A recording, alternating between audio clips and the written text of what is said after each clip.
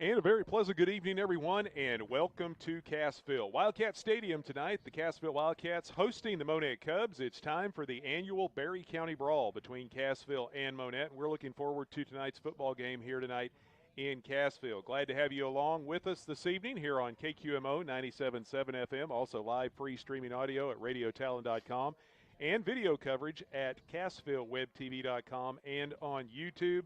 Looking forward to the 12th edition of the Berry County Brawl. It's hard to believe we've been having the Brawl all this time. Now, Cassville and Monett's been playing for a lot longer than that, but the Brawl trophy was introduced back in 2013 and continues to be something that these two teams play for each and every year.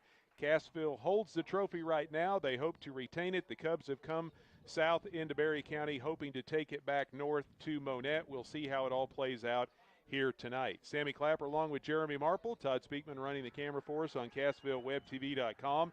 And Jeremy, we've got a great night for football. The last couple of Friday nights, it's been 85 plus, but tonight temperatures in the 70s, low 70s today, expected to get down into the 40s after the sun goes down, and it's just going to be a great atmosphere for the game here this evening. Nice, cool evening for football, a little bit of breeze as we look at the flag in the end zone. Yeah, it's going to be just perfect for football tonight. This is the 12th edition of the Berry County Brawl. Cassville won it last year. Monett won it the year before that, so the two teams have split the last 2 years. Cassville, though, has won 5 of the last 6, and they're hoping to continue that here tonight. Yeah, you know, as you said, I mean, they've been playing a lot longer than 13 years, obviously, but you throw the trophy in there, and it just adds a little more pomp and circumstance to this game, as if it needed any more between these two teams. So it's fun, it's neat, it's bragging rights, and it makes for a good game. Something else about tonight's game, both teams are really looking for a win. Both teams, I can't remember the last time they came in with identical records, 2-5 overall, 2-4 in the Big 8. Right. You know, Monett's installing a new system, new coaching staff, new offense, something that Cassville hasn't seen yet this year. It's going to look different out there. Cassville has just been an up-and-down bunch. They've had chances, they've had close games, and really been in just about every game they've been in this year. When you look at the district standings right now, Cassville has slipped back into the 5th spot right now behind Aurora. Of course, they play the Hound Dogs next week over at Kelly Field, so that'll be determined right there who's the 4 and 5 seed. But a win tonight might get them back in front because there's only 0.2 of a point. They're getting some bonus points from the Cubs, but they got to win the game as well, or those bonus points disappear. They disappear, and again, you've got to win games, and that's the name of the game. And at this time of the year, you're heading down towards the end of the season, and you're kind of jockeying for position here in the district and heading into the playoffs. And you just got to take them one at a time, the old cliche, one game at a time. But you got to win football games, and that's just the name of the game.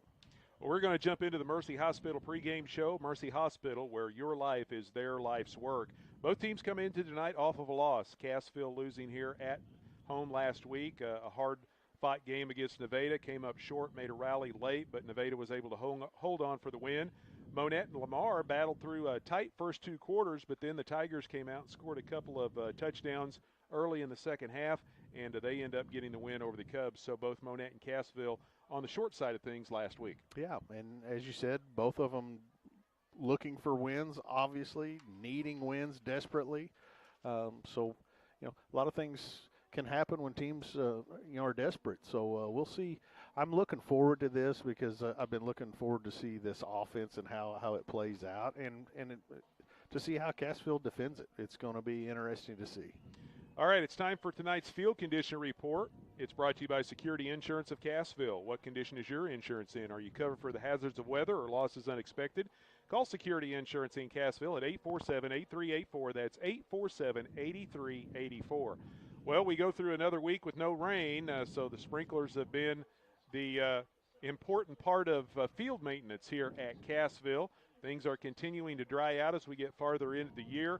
But for week number 8, and it's hard to believe we're in week number 8 already, this field's in really good shape as we get ready for the Brawl tonight. Yeah, I talk about it a lot, but you look between the hashes, that's where fields just get ripped to shreds, and this one has held up really well. In fact, before the season started, talking to some of the people that were dealing with this football field, there were some issues out here. The grass has taken and has really held up well right down the middle of this thing. Looking at the other games around the Big 8 tonight, Aurora's at Lamar, Mount Vernon at Nevada. That's a battle of state-ranked 6-1 teams there between the Mountaineers and the Tigers. Seneca's at East Newton. McDonald County playing the non-conference game tonight. They're at home playing Kansas City Central. I know Cassville will be keeping an eye on a couple of Mid-Lakes teams that are in their district. Reed Spring is at home against Buffalo. Forsyth is at home against number 1 ranked Fair Grove, so we'll be trying to keep an eye on those scores as well tonight. Yeah, and you look down through here, we'll see if Nevada is able to run the football against the Mountaineers. That'll be a big factor in whether or not they're able to stay in that game. Well, the Cassville Marching Band has come out onto the field getting ready to play the national anthem. Tonight's national anthem brought to you by Fathom Realty Cindy Carr Group. Cindy and her team can help you if you're a first-time home buyer or a seasoned landowner. They want to be your real estate agent. Stop by or call Cindy to assist you in your property buying and selling needs. We're going to step aside, let you hear from our sponsors, and be back with more of the Mercy Hospital pregame show. Mercy Hospital, where quality care matters.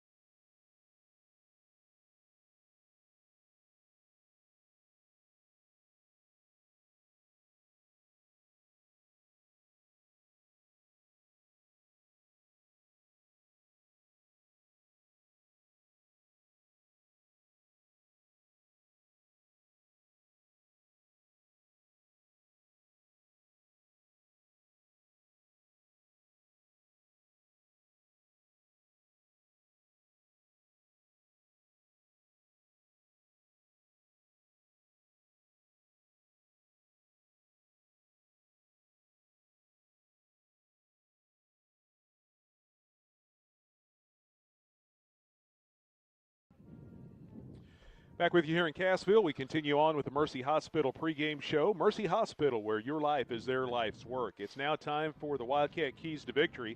They're brought to you by the group there at On the Water Power Sports. Hunter Stringer says, don't forget to get your boat, personal watercraft, jet ski, wave runner, winterized. We had a little snap of cold weather earlier this week, but winter's going to be here before too long.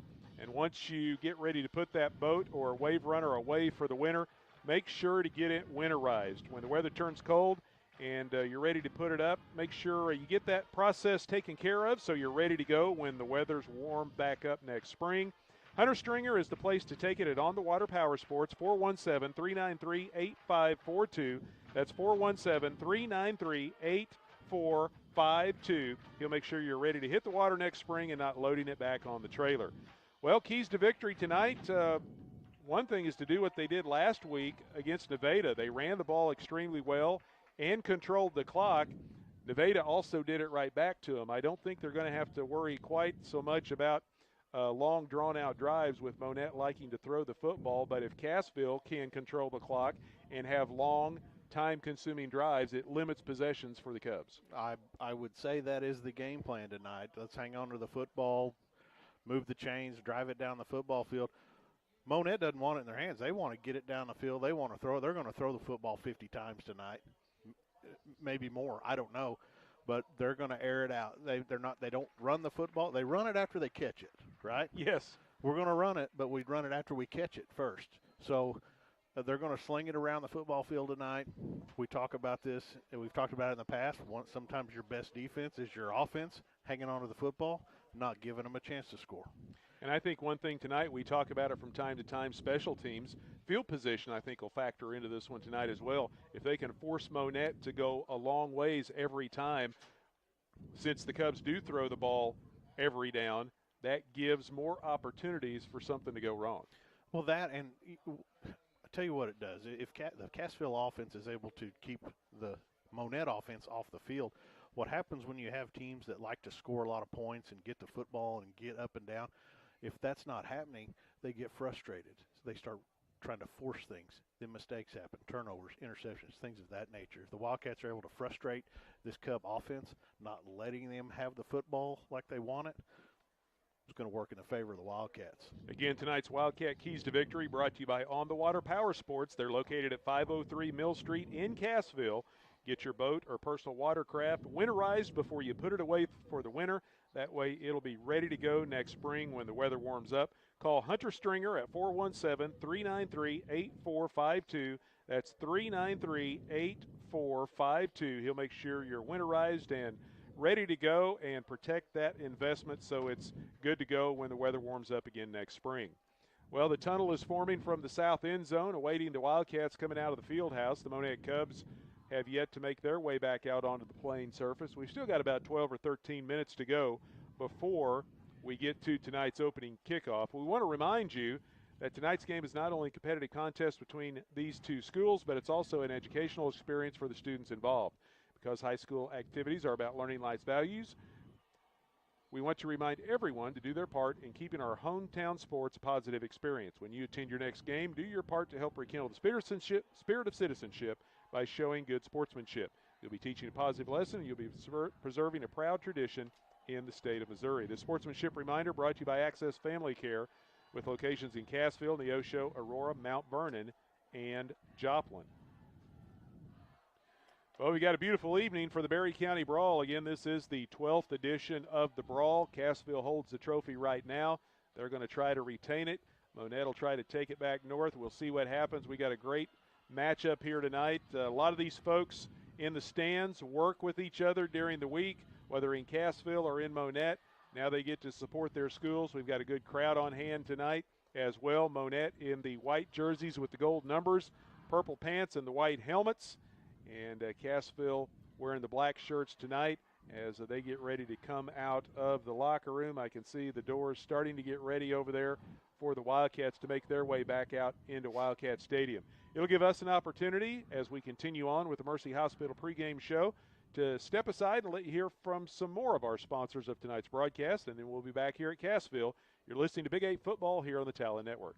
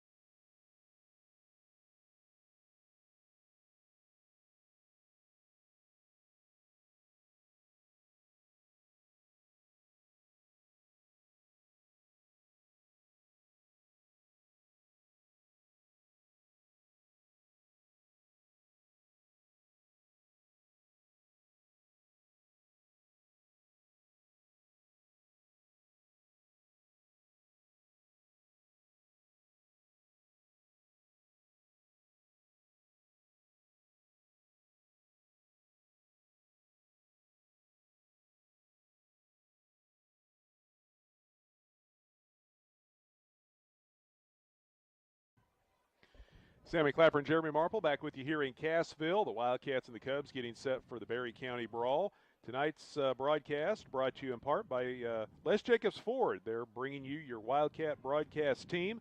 Les Jacobs Ford promises you a relaxed and professional atmosphere to trade your vehicle. They won't play games. They always keep their word, and there are never any hidden fees. They'll treat you like family at Les Jacobs Ford.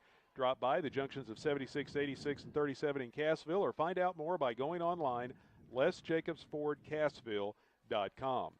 It's time for tonight's Wildcat starting lineup. It's brought to you by Fast Trip at 104 South Main in Cassville. Great prices and friendly service is what you'll find at Fast Trip. Stop by today.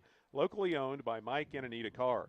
On the offensive side for the Wildcats, they will start Bodie Rose at quarterback, 5'10", 170 senior. He's thrown for 513 yards and 6 TDs. He's ran for 465 and 5 touchdowns. In the backfield, it'll be Easton Hughes, 5'8", 180-pound sophomore. And he'll be joined by Kyle Bailey, a 5'8", 160 senior. Bailey, in limited action, he just came back about 3 weeks ago, has already ran for over 300 yards and 4 touchdowns. Wide receivers for the Wildcats, Carlos Barrientos, 6'2", 165 sophomore. And the leading receiver, Colton Roark, 6 foot, 170 junior. Roark has hauled in 541 yards of passes for 6 touchdowns on the year. Tight end will be Travis Moore, 6'1", 190 junior. And the offensive line, Jace Magula, 6'1", 200-pound sophomore. Gunner Knight, 5'9", 220 junior. Isaac Looney, 6 foot, 245 junior. Isaac Pickett, 5'10", 190 senior. And Harley Madison, 6'3", 200-pound sophomore. On the defensive side, Cassville will go with 3 down linemen. Zach Myers, 5'11", 185 freshman. Ricky Norris, 6'1", 200-pound sophomore. And Isaac Pickett, 5'10", 190 senior. 4 linebackers for the Wildcats. Kyle Bailey, 5'8", 160 senior. Easton Hughes, 5'8", 180 sophomore. Chance Freed, 5'5", 140 junior. And Tristan Thompson, 5'9", 170 junior. And the defensive backfield, they'll go with 2 corners and 2 safeties. Colton Roark, 6 foot, 170 junior. Andon Gautney, 5'10", 165 junior. Carlos Barrientos, 6'2", 165 sophomore. And Riley James, 6'1", 175 junior. Again, the Wildcats starting lineup brought to you by Fast Trip. Whether you're in need of fuel, grocery items, fountain drinks, ice cream, snacks, or more, Fast Trip has it all and at the very best prices. Fast Trip, 104 South Main in Cassville, locally owned by Mike and Anita Carr. Cassville makes their way out of the field house, as we said, with the black jerseys, gold pants with the black stripe down the side, and the black helmets, as we are closing in on tonight's opening kickoff. They'll have the coin toss here momentarily. The coin toss is brought to you by Clark Mental Health Center. They have offices in Dade, Berry, and Lawrence counties. You can find out more by going to www.clarkmentalhealth.com to find the phone number for services in your area. Clark Community Mental Health Center, moving forward, improving lives in communities through compassion and care. We're going to step aside one more time and then be back with tonight's opening kickoff. You're listening to the Berry County Brawl and Big 8 Conference football here on the Talon Sports Network.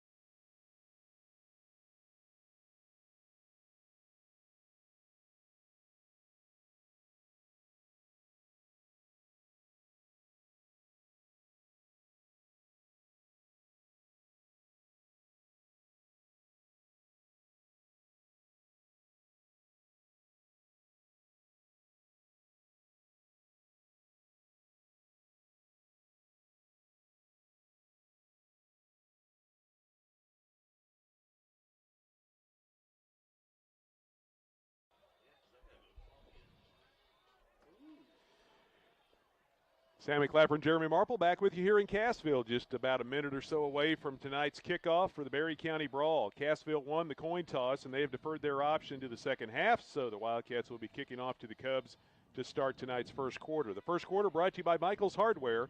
They're located at 186 Sale Barn Road in Cassville. For your project questions, call Michael's. Friendly folks, serious hardware. Wildcat kickoff is brought to you by Lane Stubblefield and Reese Nichols. They want to be your real estate agent. From a pair of Wildcats to the rest, they say check out Lane and see what he and Reese have to offer at lane.reesenichols.com. That's lane.reesenichols.com. Parker Messer back deep for the Cubs, along with Aaron Soriano. And Diego Eros will be kicking the ball off for the Wildcats. Just about a minute or so behind schedule here. Later in the season, week number 8, the lights are already into full effect. In fact, it's getting good and dark already here in Cassville. We won't see the change of the clock until we get into November, and then it'll be getting dark at 5 o'clock, and that'll be crazy. But yeah, fun time of year. Yeah. Eros tees it up. And Messer and Soriano back at their own 15 waiting the kick. He gets the whistle, approaches, boots this one down the left hash. It goes over the head of Messer and will go. Did it make the end zone or not? The official down the sideline, and he said it did not. It just barely missed. So the Cubs will be getting the football at the 35-yard line. Well, it looked like the back judge was saying touchback. But yes, it appears the ball did go out of bounds just inside that pylon. And I correct myself, they will get it at the 30-yard line is where the Cubs will have it first and 10. Dylan Washik, the sophomore quarterback, leads the Cubs up to the line of scrimmage. He's thrown for 2,381 yards and 17 touchdowns on the season. The leading receiver for the Cubs, Landon Brandt, over 800 yards receiving and 10 touchdowns, followed by Carson Nesselrode, who has over 600 yards receiving and 2 scores. Cubs come with 3 split out wide to the left.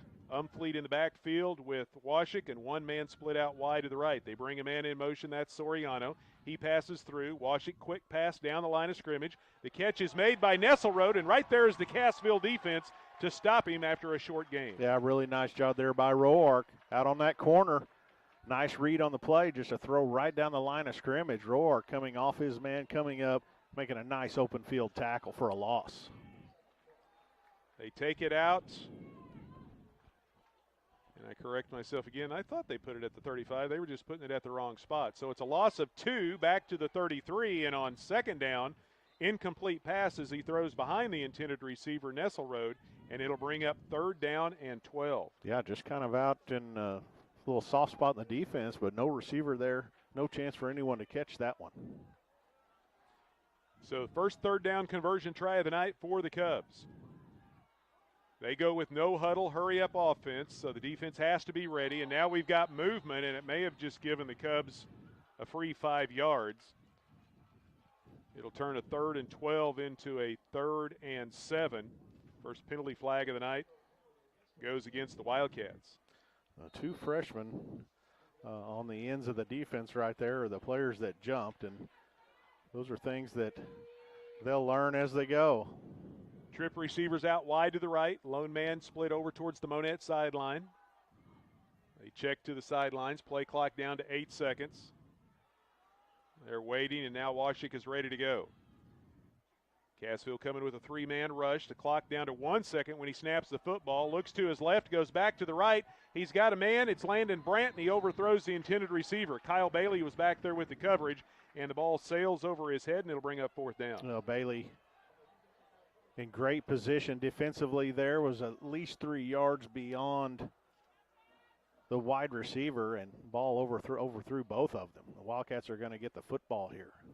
So Landon Brandt in to punt it away for the Cubs, and Colton Roark drops back at his own 30. The kick is up, and Roark lets it sail over his head. It bounces at the 26, takes a Cubs roll inside the 25, and it will be blown dead down at the 21.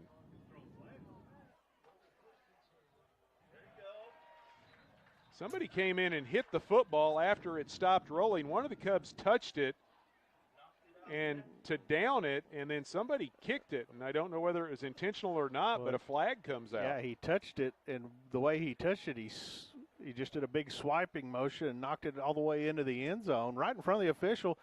It was the official 25 yards away from everything that said, we're not going to do that tonight, threw the flag. Wildcats are going to get some yardage here. So we'll see what they do, or are they going to move it? Nope, they're going to leave it at the 21.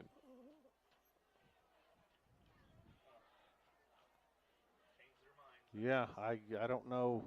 There was a penalty flag, but no yardage marked off there. Strange. 41-yard kick, no return. Cassville has the ball for the first time offensively tonight. They quickly come up to the line of scrimmage. Twin receivers split out wide to the left.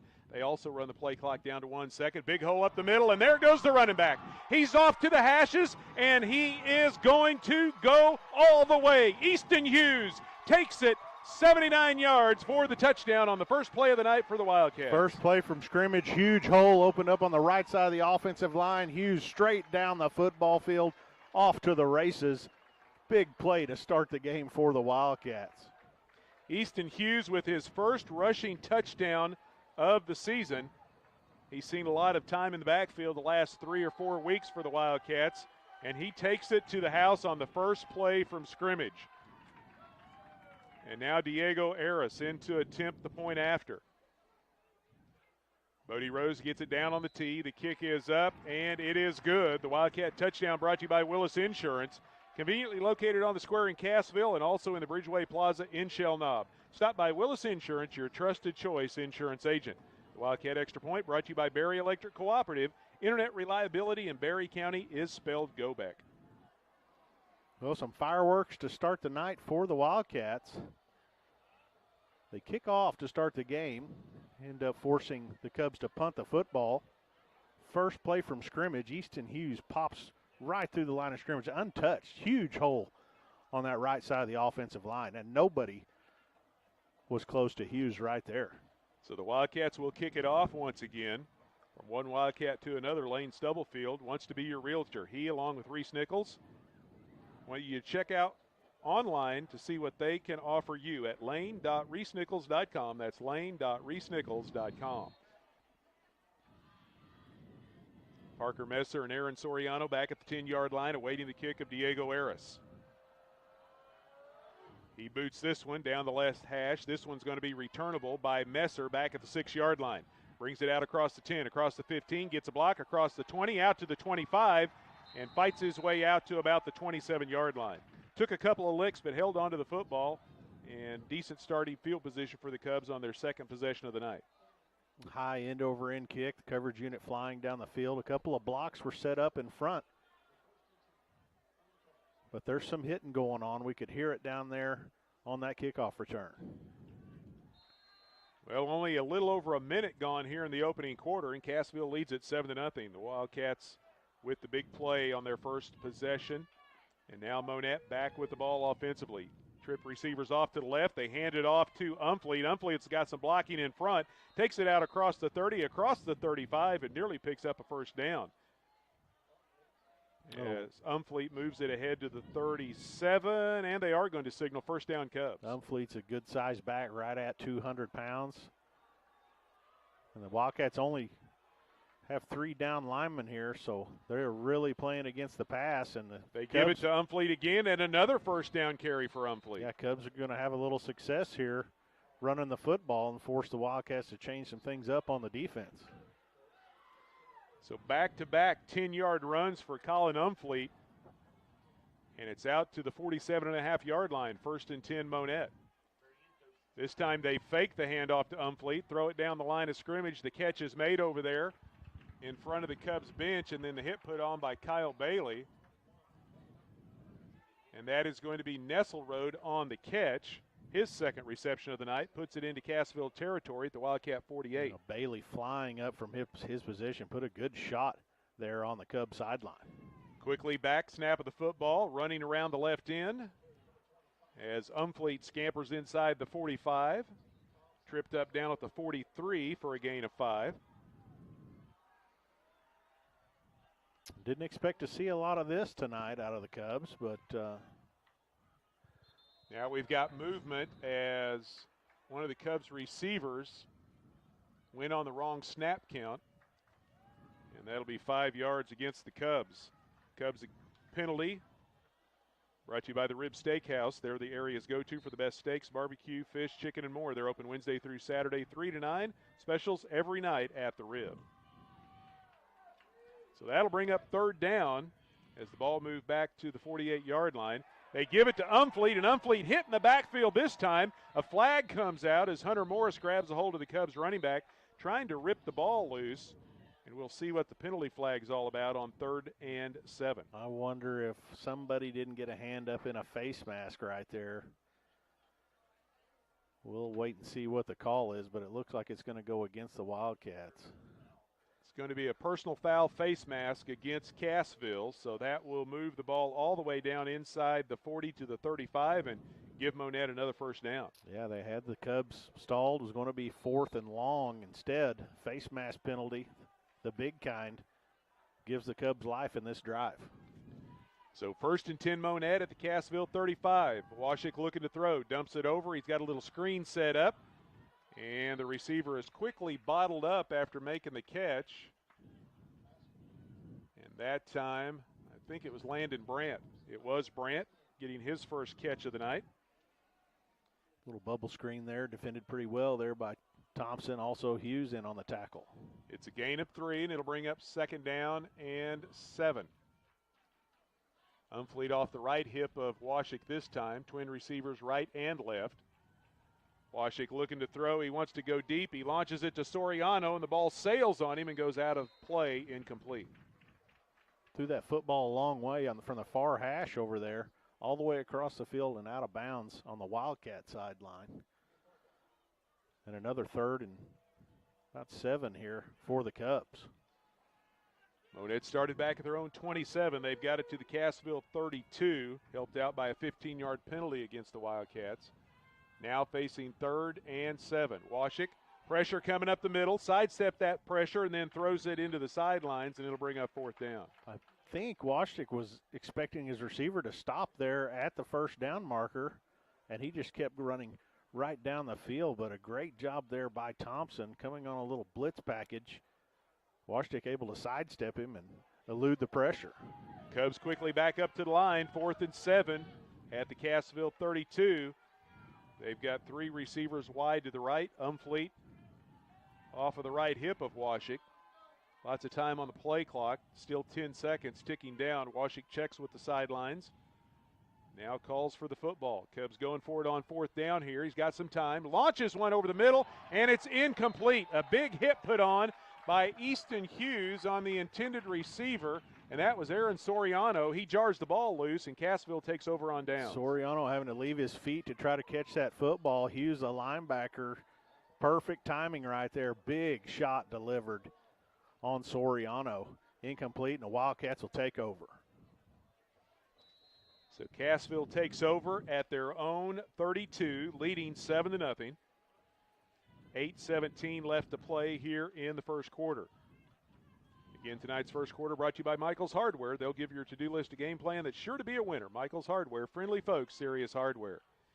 Cassville going to run the ball on 1st down, and the Cubs defense stiffens and stacks up the ball carrier as Bodie Rose tried to run in behind Kyle Bailey, and it's going to be a loss back to the 30. Yeah, tough going right there, going off the left edge.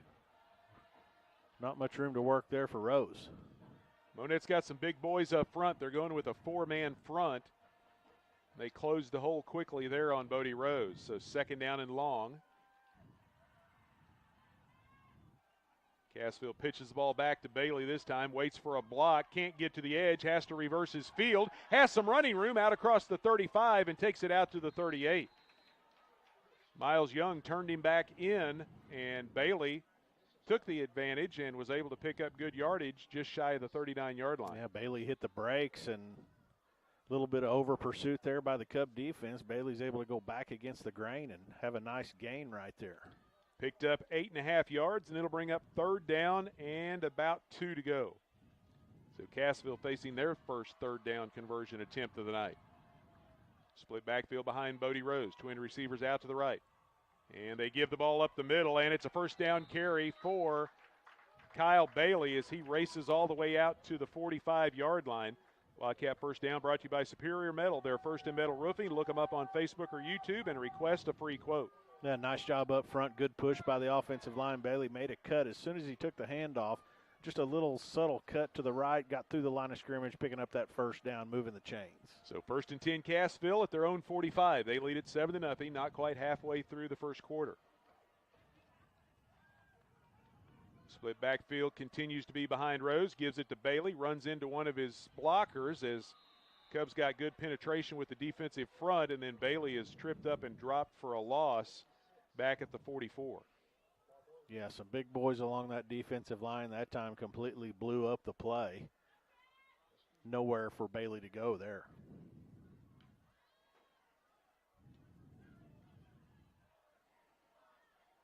So 2nd down and 11 now.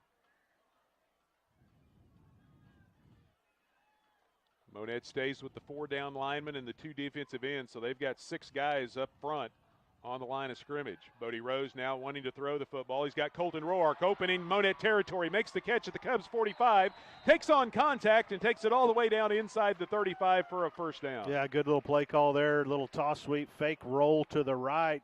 You had Roark leaking out to the left down the Wildcat sideline. Nice job by Rose. Had some pressure in his face. He's still able to deliver a nice ball there and a big 1st down for the Wildcats. It's a gain of 24, 1st and 10 Cassville. The Wildcat first down brought to you by Superior Metal. They're first in commercial and farm buildings. Call for a free quote at 888-364-9527.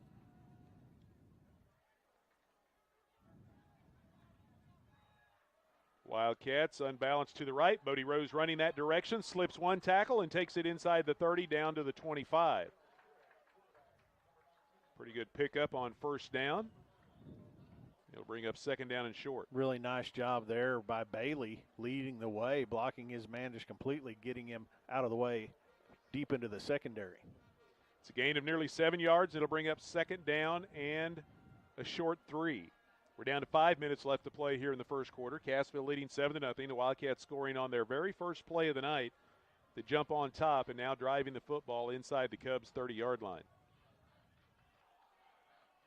This time the handoff goes to Bailey. Bailey makes a cutback after getting through the line of scrimmage, busts it out to the right side, takes it down to the 20-yard line, and once again the chains will move. The Wildcat first down brought to you by Superior Metal. First in Custom Ag Buildings. Check them out on Facebook or YouTube. Then call for a free quote at 888-364-9527. Well, so far in this drive, the Wildcats are doing exactly what they want to do. Ball control offense, kind of take the air out of the football, move the chains, time-consuming drive, work their way down the field. It's a gain of nearly 6 for Bailey. He's got 20 yards on his first 4 carries of the night. First and 10 Cassville just inside the Monett 20. Rose gives it off to Hughes this time, and Hughes bulls his way all the way down to the 15. Good power run by Easton Hughes. There is a flag in the secondary. And the back judge coming up. I believe the defensive back was asking what he did, and he's getting an explanation. Now the back judge relays to the referee. And it's going to be illegal use of the hands against Monett.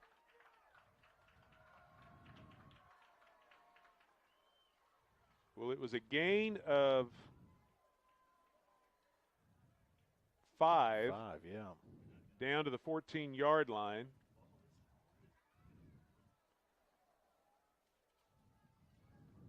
And this penalty, they will move the football, which will give the Wildcats a 1st and goal. As they put it down at about the 7-yard line. So the penalty against the Cubs, once again, brought to you by the Rib Steakhouse. They've got the best steaks, barbecue, fish, chicken, and more. They're open Wednesday through Saturday, 3 to 9, with specials every night at the Rib. 1st and goal, Wildcats from the 7.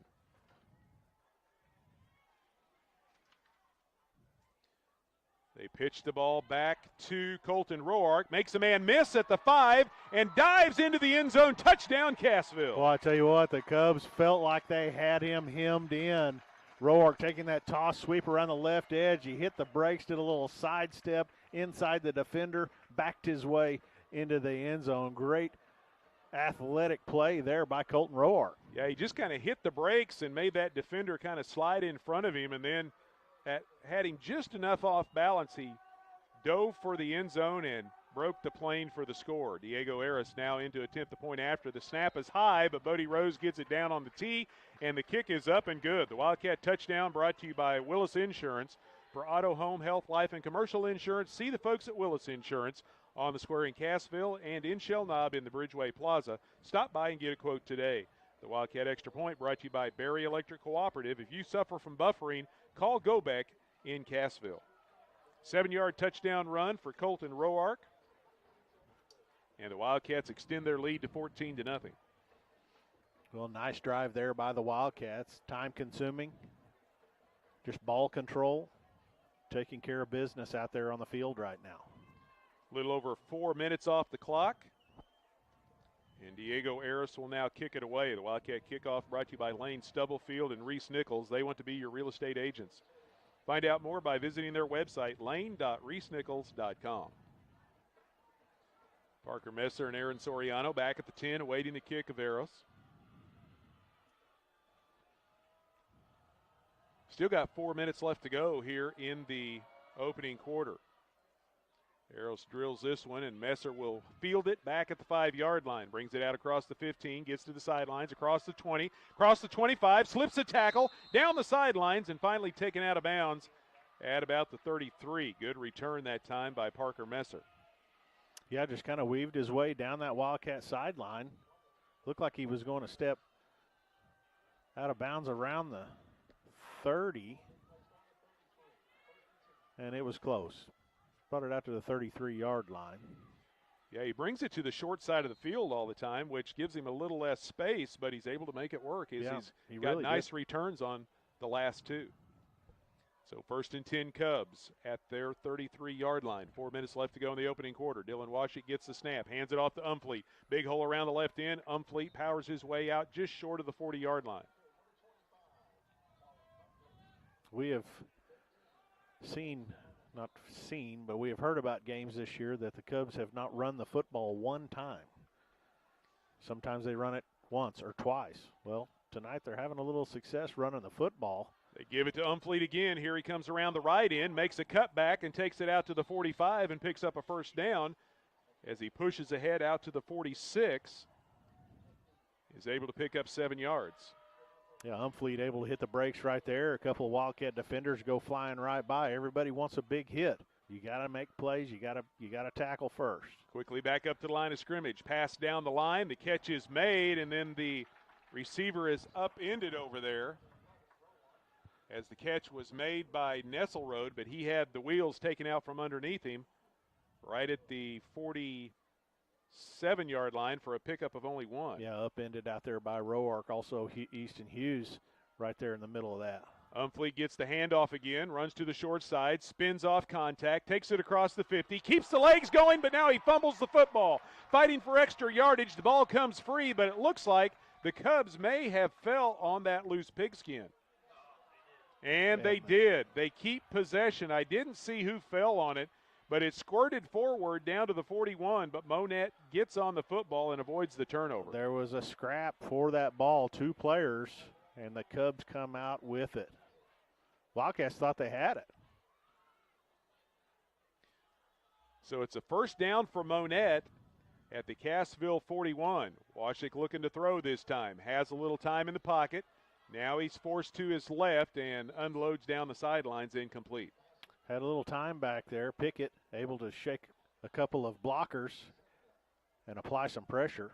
Washington just had to get rid of the football right over near that Cub sideline. 2nd down and 10 for the Cubs with 2:21 left to go, quarter number 1. Cassville leading 14-0.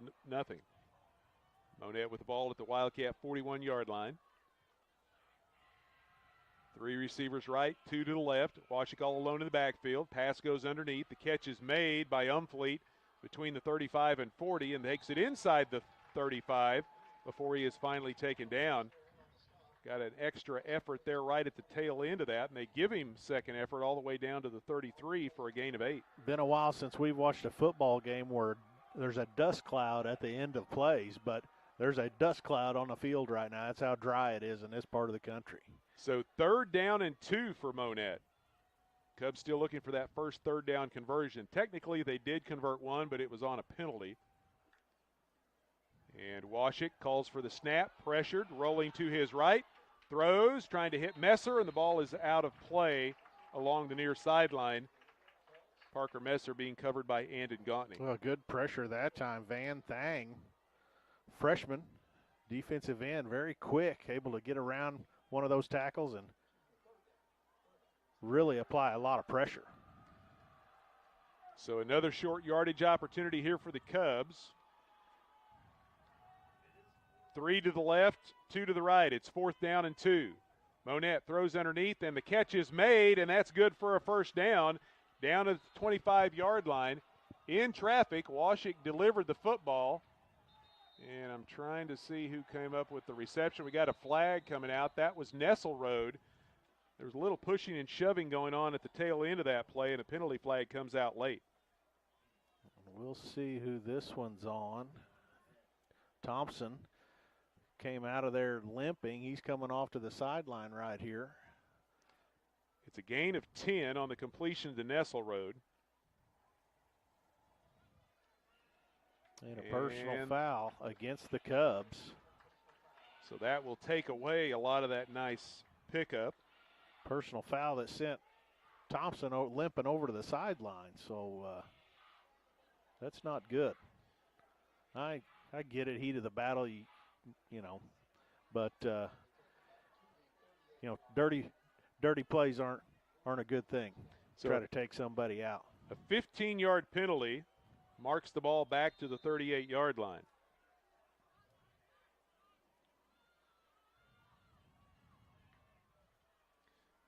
Cubs hand it off to Umfleet on a delayed handoff. Umfleet looking to run around the left end and is stopped just short of the 30-yard line. So the Cubs did get credit for the first down on the completion to Nesselrode, but then the penalty took away a lot of the yardage as it was a dead ball foul after the play was over, and it's going to bring up second down. Well, Umfleet continues like this, going to have a whole bunch of yards in this one because he has got lots of running room. But that's the defense the Wildcats are playing right now. They're playing to stop this passing game. It was a gain of 6, and it's 53 yards for Umfleet. Now down the line of scrimmage, the catch is made by Soriano inside the 25, down to the 22, and we got another flag thrown back towards the middle of the field. Couple of flags down there. And I think that's going to go a little holding against the Cubs there. And that'll take away an 8-yard gain on the pass completion to Aaron Soriano. Once again, the Wildcats drawing the penalty against the Cubs, and it's brought to you by the Rib Steakhouse. They're open Wednesday through Saturday, 3 to 9, with specials every night at the Rib. Flag was thrown back at the line of scrimmage, so it'll move it back out to the 40-yard line. Clock ticking down to 30 seconds here in the first quarter. Second down and long for Monett. 3 to the left, 2 to the right. Washik all alone in the backfield. Sets up, looking downfield, no one open, and a flag is thrown. Now dumps it off to Soriano behind the line of scrimmage, and he is going to be dropped for a loss. But we got a flag thrown once again in the Monett backfield. You're going to have another holding here, I believe, and this one is deep in the backfield. Yeah, this one's a good 5 yards behind the line of scrimmage.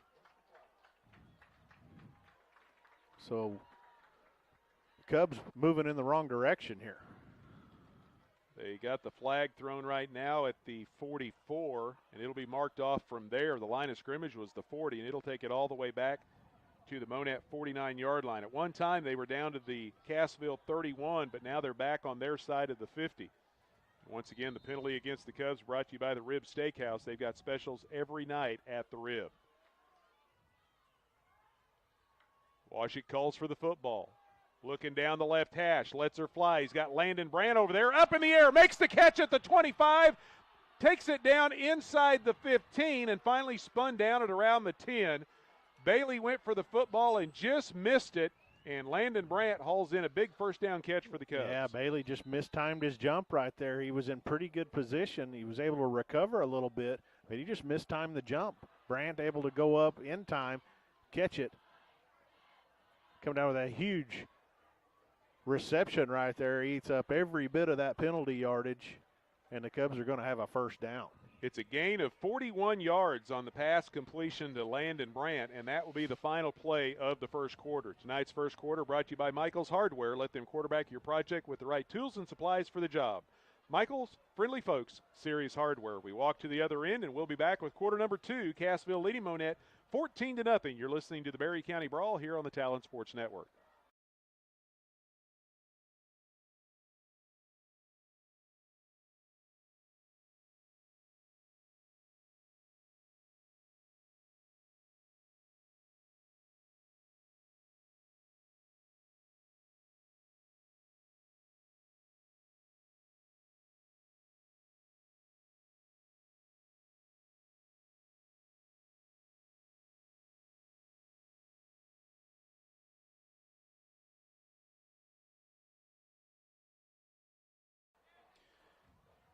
Sammy Clapper and Jeremy Marple back with you here in Cassville. Monett has it, first and goal at the 10. Tonight's second quarter brought to you by Roark Diesel. Since 2006, they've been providing a huge selection of diesel performance products to Cassville and the surrounding area. Find them online at roarkdiesel.com or call 847-6560. Washik all alone in the backfield. He's got receivers split right and left. Little delay now, and now the snap to Washik. Dumps it underneath to Soriano, makes a nice catch on a low ball and takes it down inside the 5 to the 4. Little bubble screen right there, one of their favorite plays. Little success right there. So it's a gain of 6, second down and goal from the 4, and lots of substitutions going on here. Cubs bringing in some beef on that offensive line. Yeah, they get inside the 5, and they like to run the football. And they snap the ball to Umfleet, and Umfleet takes it in for the touchdown. You get all that size going forward, it is tough to stop, and Umfleet scores the first touchdown of the night for the Cubs and gets Monett on the board. Yeah, big offensive lineman right there, just road grading their way to the end zone. A 15-play, 67-yard drive, and now the Cubs line up to go for 2. They keep the same package in there, and Colin Umfleet takes it in again. Worked the first time, deja vu. Works again, and Monett with a touchdown and a 2-point conversion have cut the Cassville lead to 6 with less than a minute gone here in the second quarter.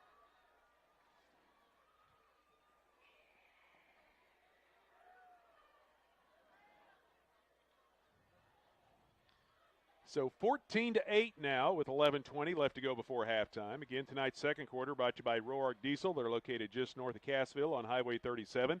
They're the leader in the region for diesel performance products. If your engine's not running just right, take it to Roark Diesel or give them a call, 847-6560. Your Wildcat broadcast team is brought to you by Les Jacobs Ford. They've got a super service department. They've got factory-trained and senior master certified technicians. They're friendly, affordable, your trusted choice for over 25 years. Les Jacobs Ford. Find them online at lesjacobsfordcassville.com.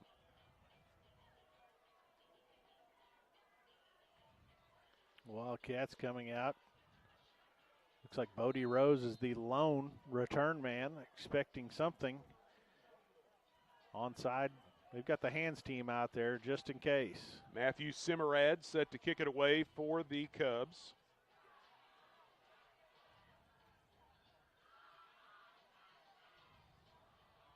Simmerad awaits the whistle, finally gets it, and boots this one. A little pooch kick over the second line. It'll bounce at the 30-yard line. Squirts over towards the sidelines, and thought for a moment they were going to let it go out of bounds, but they did not. They scoop it up, tried a little quick return. And Cassville's going to have the ball just inside their own 25. I think initially Rose was thinking about letting it go out of bounds, but it wasn't getting there fast enough, and the Cubs were flying down the field, so smart play to pick that thing up, keep possession. They'll take over at the 23-yard line with 11:20 left to go in the first half. Cassville leading 14-8. Twin receivers come out wide to the right for the Wildcats. They stay in the huddle as they've been doing this all year long. Now quickly up to the line of scrimmage. Split backfield behind Bodie Rose. And he'll hand the ball off. Up the middle comes the ball carrier, and that's Easton Hughes. Hit once, hit again, still on his feet. Finally, they bring him down out at the 27-yard line, pick up a 4 yards. Yeah, good hard run there by Hughes. He got through that line of scrimmage, but one of the defenders was able to reach up and grab that jersey right around the neck on the side and just wasn't quite able to get out of that grasp before the cavalry came to bring him down. So 2nd down and 6 facing Cassville.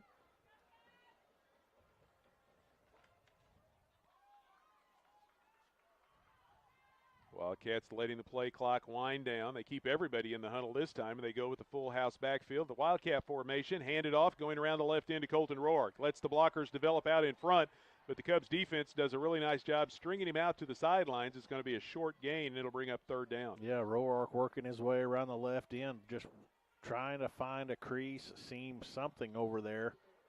When he realized it wasn't there, lowered the shoulder, took on the contact, and out of bounds right along that Cubs sideline. It's a gain of 2, and it'll bring up 3rd down and a long 3. Cassville 0 for 1 on their first 3rd down conversion try of the night. Trying to keep the drive alive. The Cubs trying to stop the Wildcats and maybe flip the field. Somebody moved on the defensive line. Did he break the plane? As the line judge from the far side comes in, and he must have come across, or did he get drawn off? And it will be a flag against Cassville. So he got drawn off, as that's the 3rd penalty of the night against the Wildcats. Yeah, and those hurt. 3rd and 5, 3rd and 4. Makes it a 3rd and 9 now. They move it back to the 24. Riley James brings the play in from the sidelines for the Wildcats. Clock continuing to tick away. Inside 10:20 now left to go here in the first half. Cassville with a 14-8 lead. The Wildcats facing 3rd and long. Bodie Rose has the pressure coming. Gets the pass away to Hughes. The catch is made out across the 25, and that is as far as he will get. A gain of only 1. Big time pressure, trying to set up a little screenplay or something. Hughes was able to leak out into the flat. Rose with all kinds of pressure in his face, able to get rid of the football. Hughes trying to make something happen, and just open field tackling right there brings him down. Big play defensively for the Cubs. Yeah, good tackle in the open field by Miles Young. Stops him for a gain of only 1. It'll bring up 4th down and 8, and Bodie Rose in to punt for the first time tonight. Snaps a little high, but he pulls it down and gets the kick away.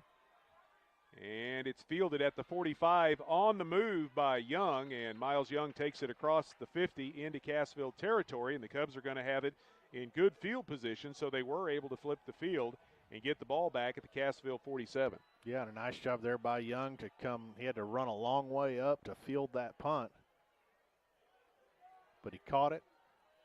Decent little return right there. If he doesn't catch that, the ball's liable to roll a long way, so he really saved his team a lot of field position right here. 31-yard kick, about a 6.5, 7-yard return. Dylan Washut looking to throw on 1st down. He's got a man open in the seam.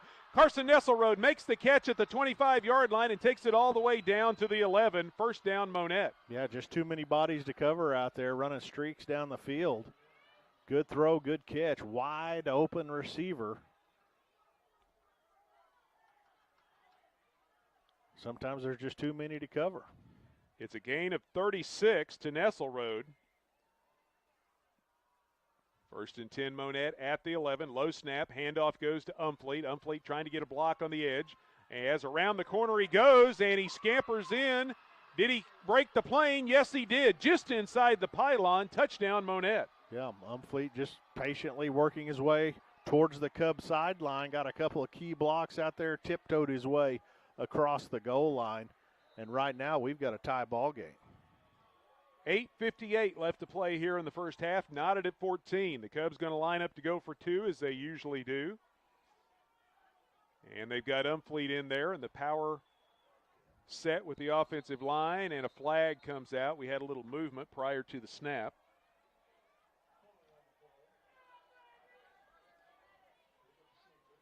And that will go against Monett, so that'll back him up 5 yards. So that'll change the play call just a little bit as Dylan Washik comes back in now. Penalty flag against Monett, brought to you by the Rib Steakhouse. They're your go-to for steak, chicken, ribs, and more. Specials every night at the Rib. 4 receivers to the right now for Monett.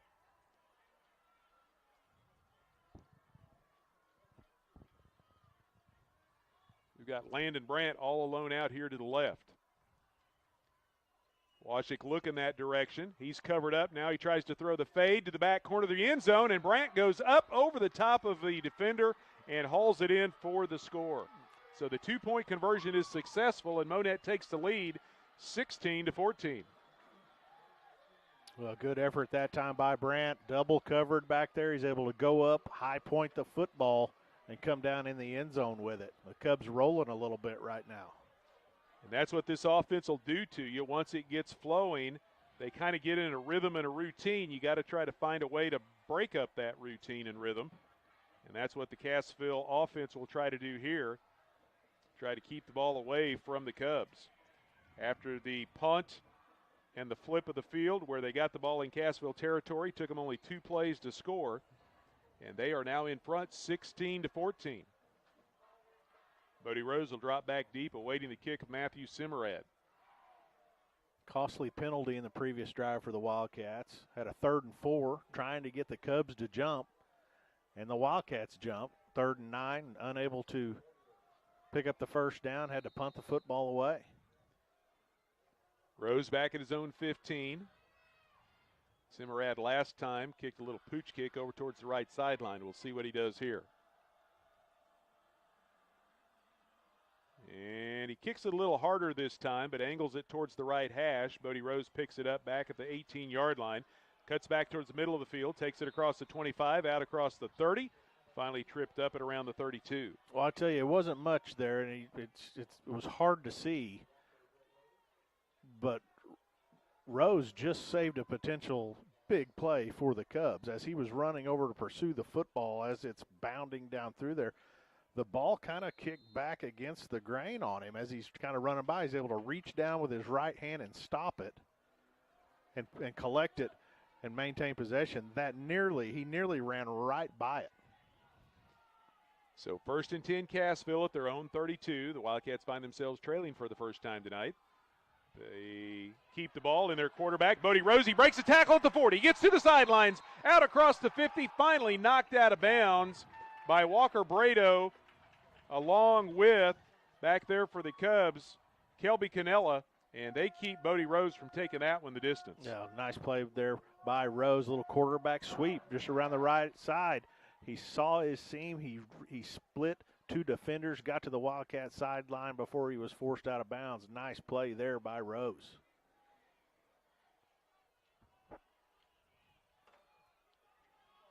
It's a gain of 25 for Bodie Rose. First down for Cassville. The Wildcat first down brought to you by Superior Metal.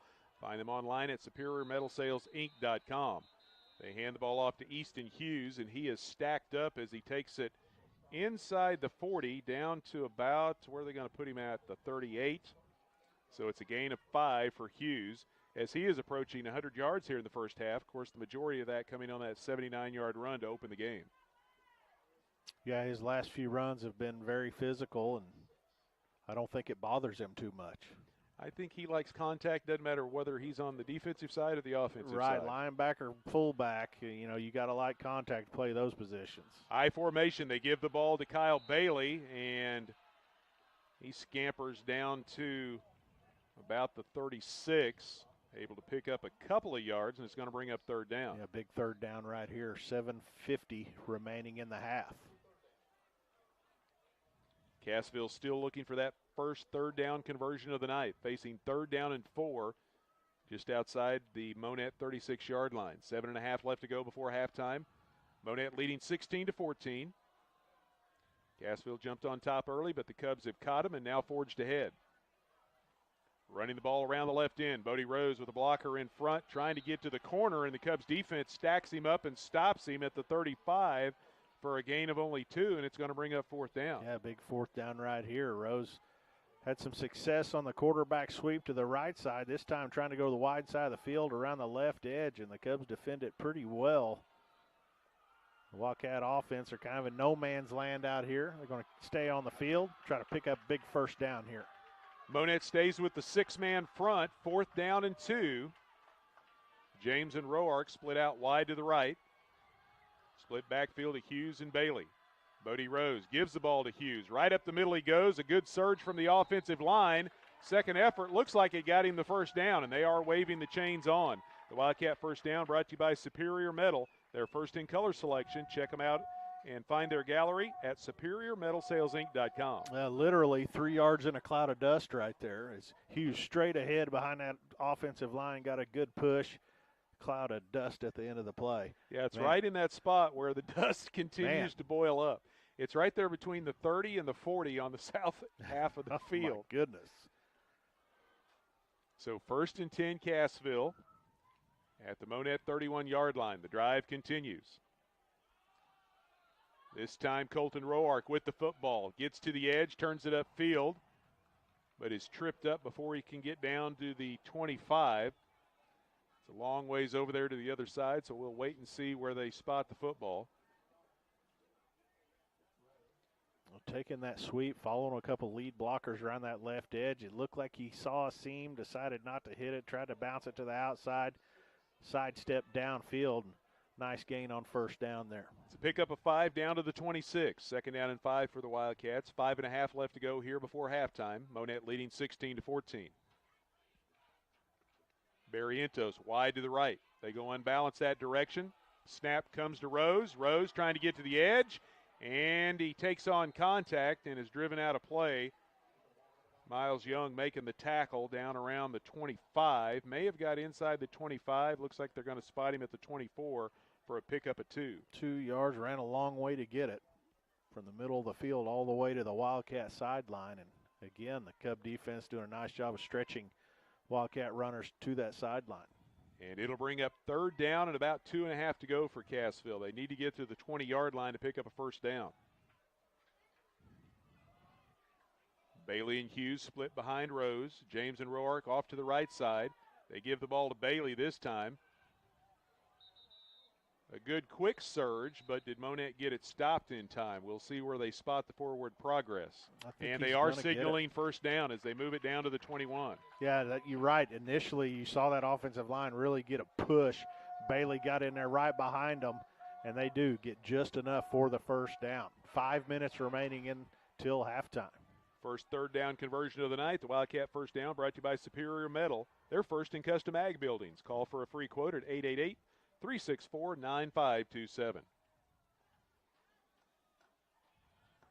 1st and 10 Cassville at the Monett 21. Go to the wishbone formation this time, and they give the ball to Roark. Roark tried to slip off of a block and cut back to his right, but a lot of white shirts there to bottle him up. It'll be a gain of only about 1 yard and bring up 2nd down. Yeah, a lot of white jerseys within about 7 yards of the line of scrimmage right now. Really daring the Wildcats to throw the football at this point.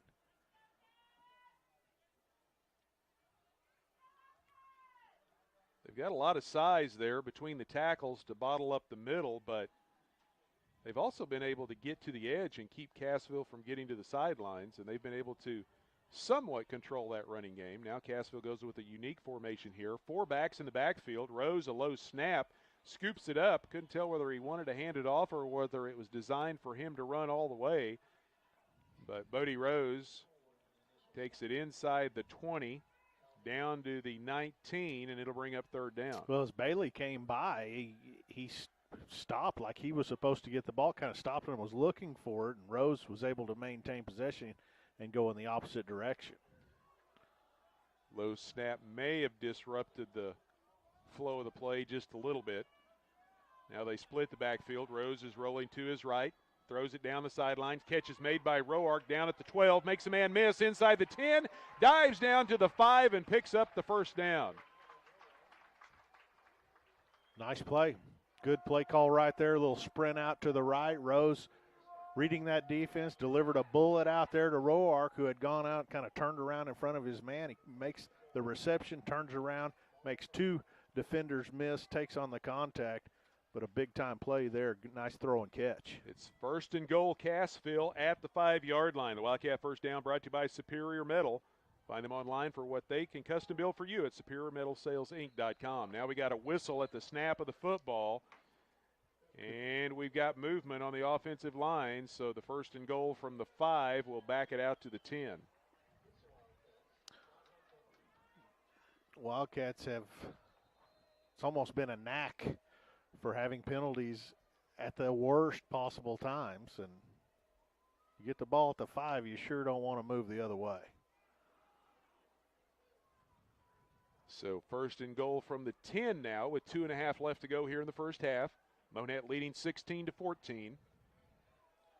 Wishbone formation behind Bodie Rose. Tight end set to the right side. Rose is going to run to the right end. Takes on contact, lowers the shoulders. A couple of Cub defenders there trying to strip the ball away, but Rose hangs on as he will move it down to about the 7 or 8 yard line. We'll see where they spot. Looks like they are going to put it at the 8 for a pickup of 2, and it'll bring up 3rd and goal. And there's, or excuse me, 2nd and goal. Cubs have taken a timeout here. Going to talk about things. Probably taking a timeout so they can get the ball back and try to run some more offense. Yeah, because there's still 2:20 left to go here before halftime. Timeout on the field is brought to you by Security Bank. If you want mobile banking, ATMs, multiple branches, all types of loans, and still be able to go into the lobby and see your personal banker, you just described Security Bank of Southwest Missouri. Take time out to look at Security Bank, member FDIC. Tonight's broadcast also brought to you in part by American National Insurance agent Ashley Stump. She's got coverage options for your home, auto, farm, and life. You can find her just off the square in Cassville at 110 West 7th Street. Let Ashley Stump protect you. So 2nd and goal from the 8. Cassville trailing by 2. Coming out of the timeout. Wildcats will send Colton Roark and Riley James wide to the left. Hughes and Bailey will be in the backfield behind Bodie Rose.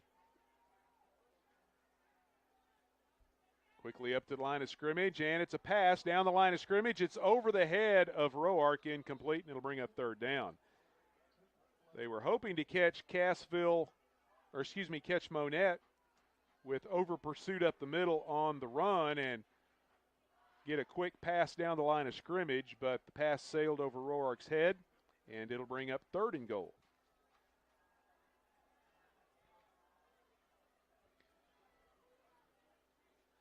So 2:18 now left to go before the half. And a big 3rd down play right here. Cassville just 1 for 5 on 3rd down conversions. Rose rolling to his left, lobs it towards the back of the end zone, up in the air and coming down with the football for the Wildcats for the touchdown. Trying to see who caught it back there. It was Easton Hughes. I'm not sure he was the intended receiver. I don't think he was. Somebody was coming from the corner across the end line, and Hughes was fading towards the back corner, and he came down with the football, his 2nd touchdown of the night, and Cassville's back in front. Opportunistic there by Hughes. And the Wildcats get the PAT blocked. But what a play by Hughes right there. In traffic, comes down with the football for the score. The extra point attempt, as you said, blocked by the Cubs. So Cassville back in front, 20-16, with 2:10 left to go here in the first half. The Wildcat touchdown brought to you by Willis Insurance. If you're at the lake, you can come by and see the folks at Willis Insurance in Shell Knob. They're located in the Bridgeway Plaza. For all of your auto, home, health, life, and commercial insurance needs, call the folks at Willis Insurance in Shell Knob at 858-3747. The extra point attempt is brought to you by Berry Electric Cooperative. Your business needs go back. All right. That was a 7-minute drive.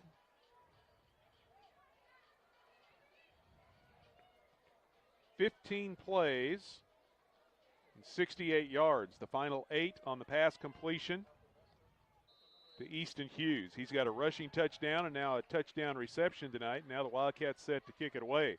Wildcat kickoff brought to you by Lane Stubblefield and Reese Nichols. Find out more online at lane.reesenichols.com. Arrows boots this one all the way back to the 5-yard line, and it sails past Parker Messer and into the end zone for a touchback. Yeah, nice kick.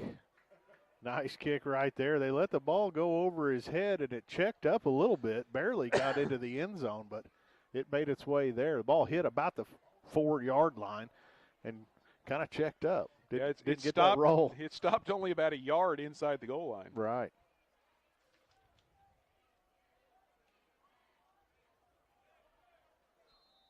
So Cassville back in front, 20-16. And the Monett offense back out on the field. 3 to the left, 2 to the right. Washik rolling to his left and throws it up for grabs, and it's nearly intercepted by Colton Roark. Washik trying to just throw it away, but he did not make sure it got all the way out of bounds, and Roark nearly got the interception. Well, Isaac Pickett was all over the quarterback there, and he may have got a hand on the football as it came out wobbly, and there were no receivers out here, and you're right, Roark nearly made an unbelievable interception there. That would have been huge for this defense. So 2nd down and 10 for the Cubs. Washik looking over the middle, and it is intercepted this time by Hughes as he makes the pick at the 15, still on his feet at the 25, takes it down to the 15. I'll get the yard lines right there in a moment. He intercepted it back at the 25, returns it inside the 15, and Cassville with another opportunity with just under 2 minutes to go. Looks like there's a flag on the play, but I don't think Warstick even saw Hughes. He just kind of got out in space as a linebacker. Warstick threw it right to him. We'll see what this penalty is. They've got the ball spotted down at about the 12 right now. The Cubs look to be headed towards the sideline. Let's see what this is here. And it's going to be an illegal use of the hands, an illegal block on the return. So Cassville will keep the football. They'll just get some penalty yards marked off. And it'll be 1st down for the Wildcats. Well, I'll tell you what, Easton Hughes is having one heck of a first half tonight. It'll not be at the 9, though. They're going to move it all the way back out to the 19. Rushing touchdown, receiving touchdown, big interception right there. That's a pretty good night, not only a half. Yeah, I was going to say, and we're not even at halftime yet. So 1st and 10 Cassville at the Cubs' 19-yard line, leading by 4. Just under 2 minutes left to go here in the first half. Tonight's second quarter brought to you by Roark Diesel. Find them online at roarkdiesel.com or give them a call, 847-6560. The leader in the area in diesel performance products. Now they're moving it back a little farther as they're going out to the 24, so it ends up being a 15-yard penalty. They're just trying to mess with my stat sheet is what they're doing. They're making me keep scribbling out and rewriting things. I formation, the ball pitched back to Bailey. Bailey's got Hughes leading the way. Kick out block. He's inside the 20, takes it down inside the 15. Tripped up down around the 13 on the run by Kyle Bailey. A nice block out there by Roark on the edge. Bailey cut right up inside it. 1st down run. It's a gain of 11 for Bailey. 1st down for the Wildcats, brought to you by Superior Metal Sales. Check them out online for examples of what they can custom build for you. SuperiorMetalSalesInc.com. Minute 20 and counting left to go before halftime. 1st and 10 for the Wildcats. Up the middle goes the ball carrier. Breaking tackle, still on his feet, moving inside the 5 and fighting for extra yardage. That was Kyle Bailey. He would not go down. And hard run. Wow, physical run there by Bailey. They spot him down at the 5 for a gain of 8. It'll be 2nd down and 2. Bailey looked to be stopped dead to rights right at the line of scrimmage, was able somehow to get out of that mess and then finish the runoff. Under a minute to go now before the break. High formation. Handoff goes to the second man. That's Bailey trying to get to the edge, and Miles Young wraps him up back at the 8-yard line. It's going to be a loss of 3. Yeah, Bailey, when he watches that one back, he'll probably say he should have cut that one up inside, tried to get to the edge, and just not able to get there. So Cassville is forced to call a timeout here. Stops the clock with 37 seconds left before the half. Timeout on the field brought to you by Security Bank of Cassville, Exeter, and Wheaton. At Security Bank, you sit across from a neighbor and a decision maker. They've got all the newest banking features with the same hometown service. Security Bank, member FDIC. A touchdown here would be enormous for the Wildcats, as they will get the football coming out after half. So an extra score right here would be enormous for this football team. Cassville had the early 14-0 lead, then 2 unanswered scores by the Cubs put them in front 16-14. Wildcats answered back with a little over 2 minutes left to go here in the half to go on top by 4. And now after the turnover, first turnover of the night against either team, Wildcats have it. Well, you got to make them pay. You got to make the opposition pay at this, situations like this. They throw an interception deep in their own territory. You've got to make them pay. You want to win football games. It's 3rd down and 4 from the 7. 37.2 seconds on the clock before halftime. We'll see what they come out with out of this timeout. Unbalanced left. And inside handoff goes to Roark. Gets a kick out block from Bailey, and then 4 Cub defenders out there. Yeah, Riley Ray there to make the stop just shy of the 5-yard line. So it's a pickup of 1, and it'll bring up 4th down. Well, the Wildcats still have 1 timeout remaining. Plenty of time. But it's 4th down. And you're going to be kicking, if they run the field goal kicker out, you're kicking from a hash. Just a little tougher kick. But you got to get points out of it. You got to find a way to get points out of this one. Yeah, it'll be about a 21 or 22-yard field goal attempt, which we know the distance is not an issue here. Diego Ayres has plenty of leg to kick that. We were watching him in pregame kick 35 and 40-yard field goals, but like you said, it's the angle. But you just had an extra point blocked as well. Yes. So a lot of things going on right now. What kind of confidence do you have in your field goal unit at this point? Timeout on the field, once again brought to you by Security Bank of Cassville, Exeter, and Wheaton. Security Bank, member FDIC. Yeah, they're going to keep the offense out there. Bailey and Hughes in the backfield. They send Roark and James split wide to the left. So 4th and about 2.5 to go from just inside the 6. And now Monett calls a timeout. Test match. They got to look to see what the setup looked like, and now they're going to try to counter. So now the Cubs defense talking it over. It'll give Coach Weldy and his offensive unit a chance to fine-tune things a little bit again here as well. Again, the ball just inside the 6. They've got to get down to about the 3 to pick up the first down, maybe inside the 3. It's 4th down and about 2.5 yards to go.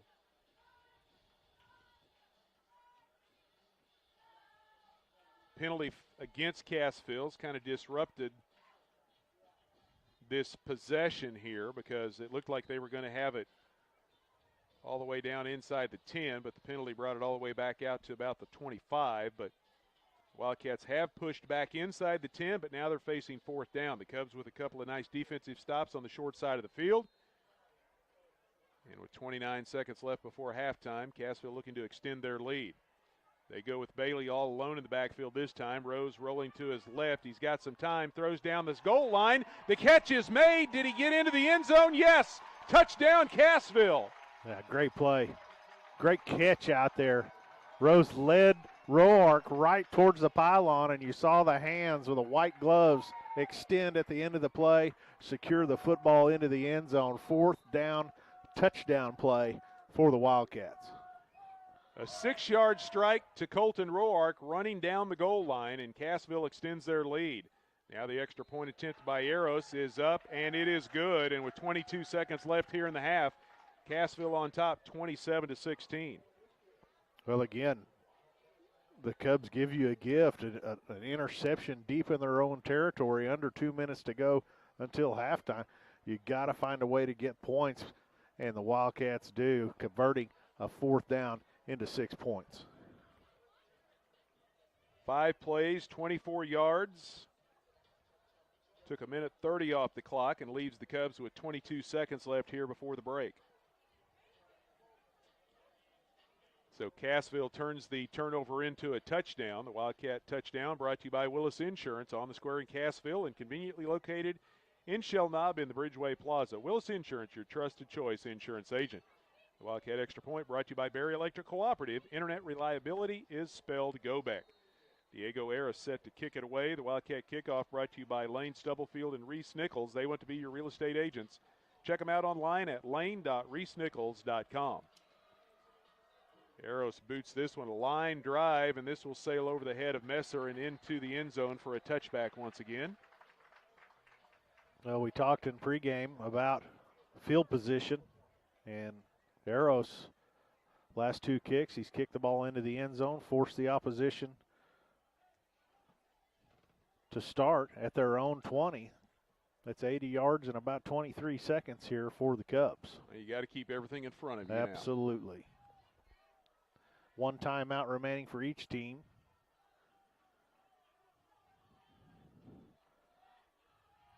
Cubs overload the left side with 3 receivers. They got 2 split out wide to the right. Dylan Washik all alone in the backfield. Cassville faking a little blitz look there. Now they come with a linebacker from the edge. And it goes right into the quarterback for the sack back inside the 15. As I think that may have been Thompson. That was Thompson, Tristan Thompson coming on the blitz from the edge, and they get the sack. And the sack brought to you by American National Insurance Agent Ashley Stump. For auto, home, farm, life, visit Ashley just off the square in Cassville and let her protect you. Dylan Washik now going to throw down the Monett sideline, and the pass goes over the head of the intended receiver and out of play, incomplete. Yeah, big pressure there. Huge sack by Thompson coming off that left edge. The Cubs do get a play off at the end of the half, out of bounds down the Cubs sideline. But that's halftime. Nice job in the first half here. So the incomplete pass will be the final play of the first half. As they head to the locker room here in Cassville, the Wildcats lead the Cubs 27-16. We'll take a break and be back with the Shoemaker Tire halftime show. You're listening to the Berry County Brawl here on the Talon Sports Network.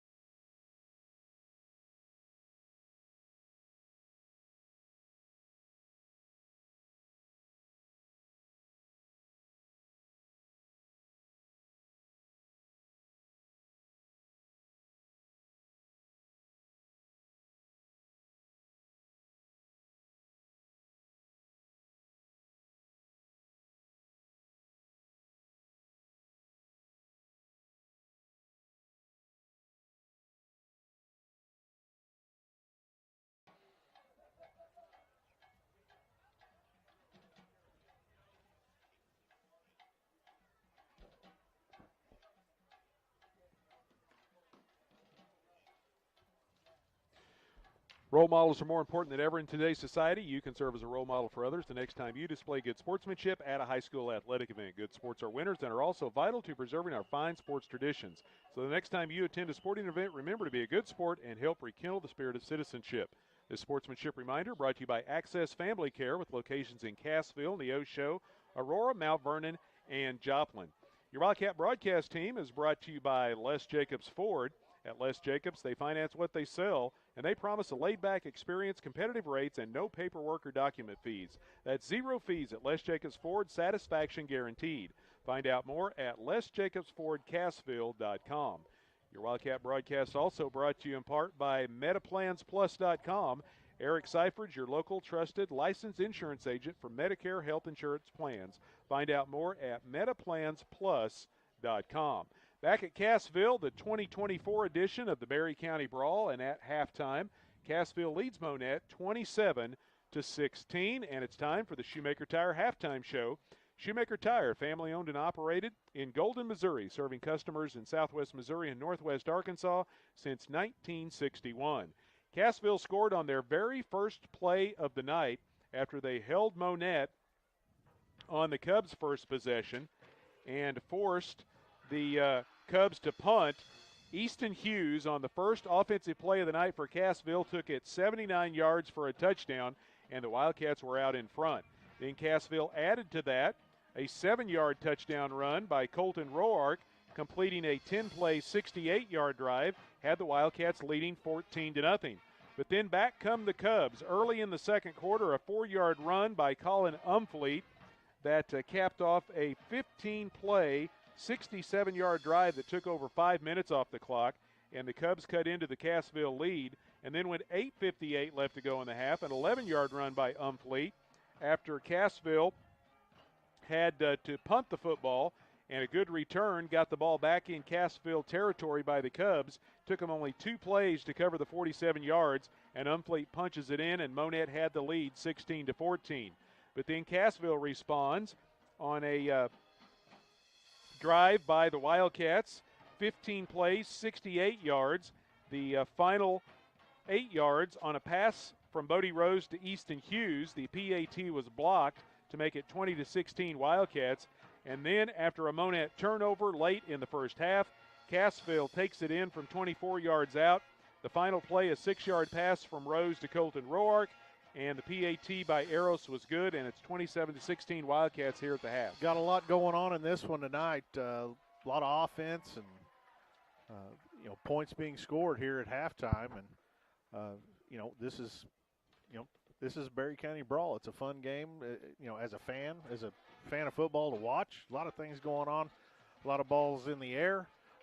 Rushing games going. Defenses are a lot of hard hitting going on out there as well. Physical football. So a little bit of everything out here in the first half of this one. Other scores around the Big 8 here in week number 8 at Lamar. The Tigers lead Aurora at halftime, 14-0. A wild one going on up in Nevada. We'll keep an eye on this one. The last score we saw was Nevada leading Mount Vernon 34-21. So a lot of offense up there in Vernon County.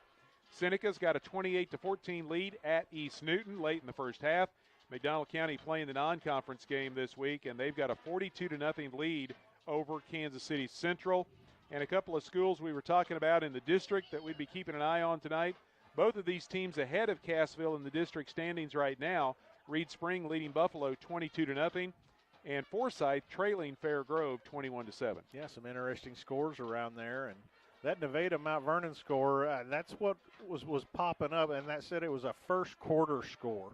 34, 55 points in the first quarter.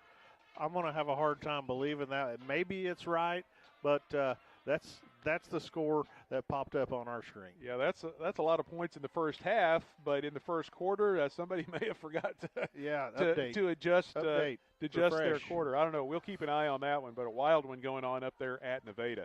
Well, we need to continue on here with the Shoemaker Tire halftime show. Shoemaker Tire, over 50 years of taking care of their customers like no one else. Call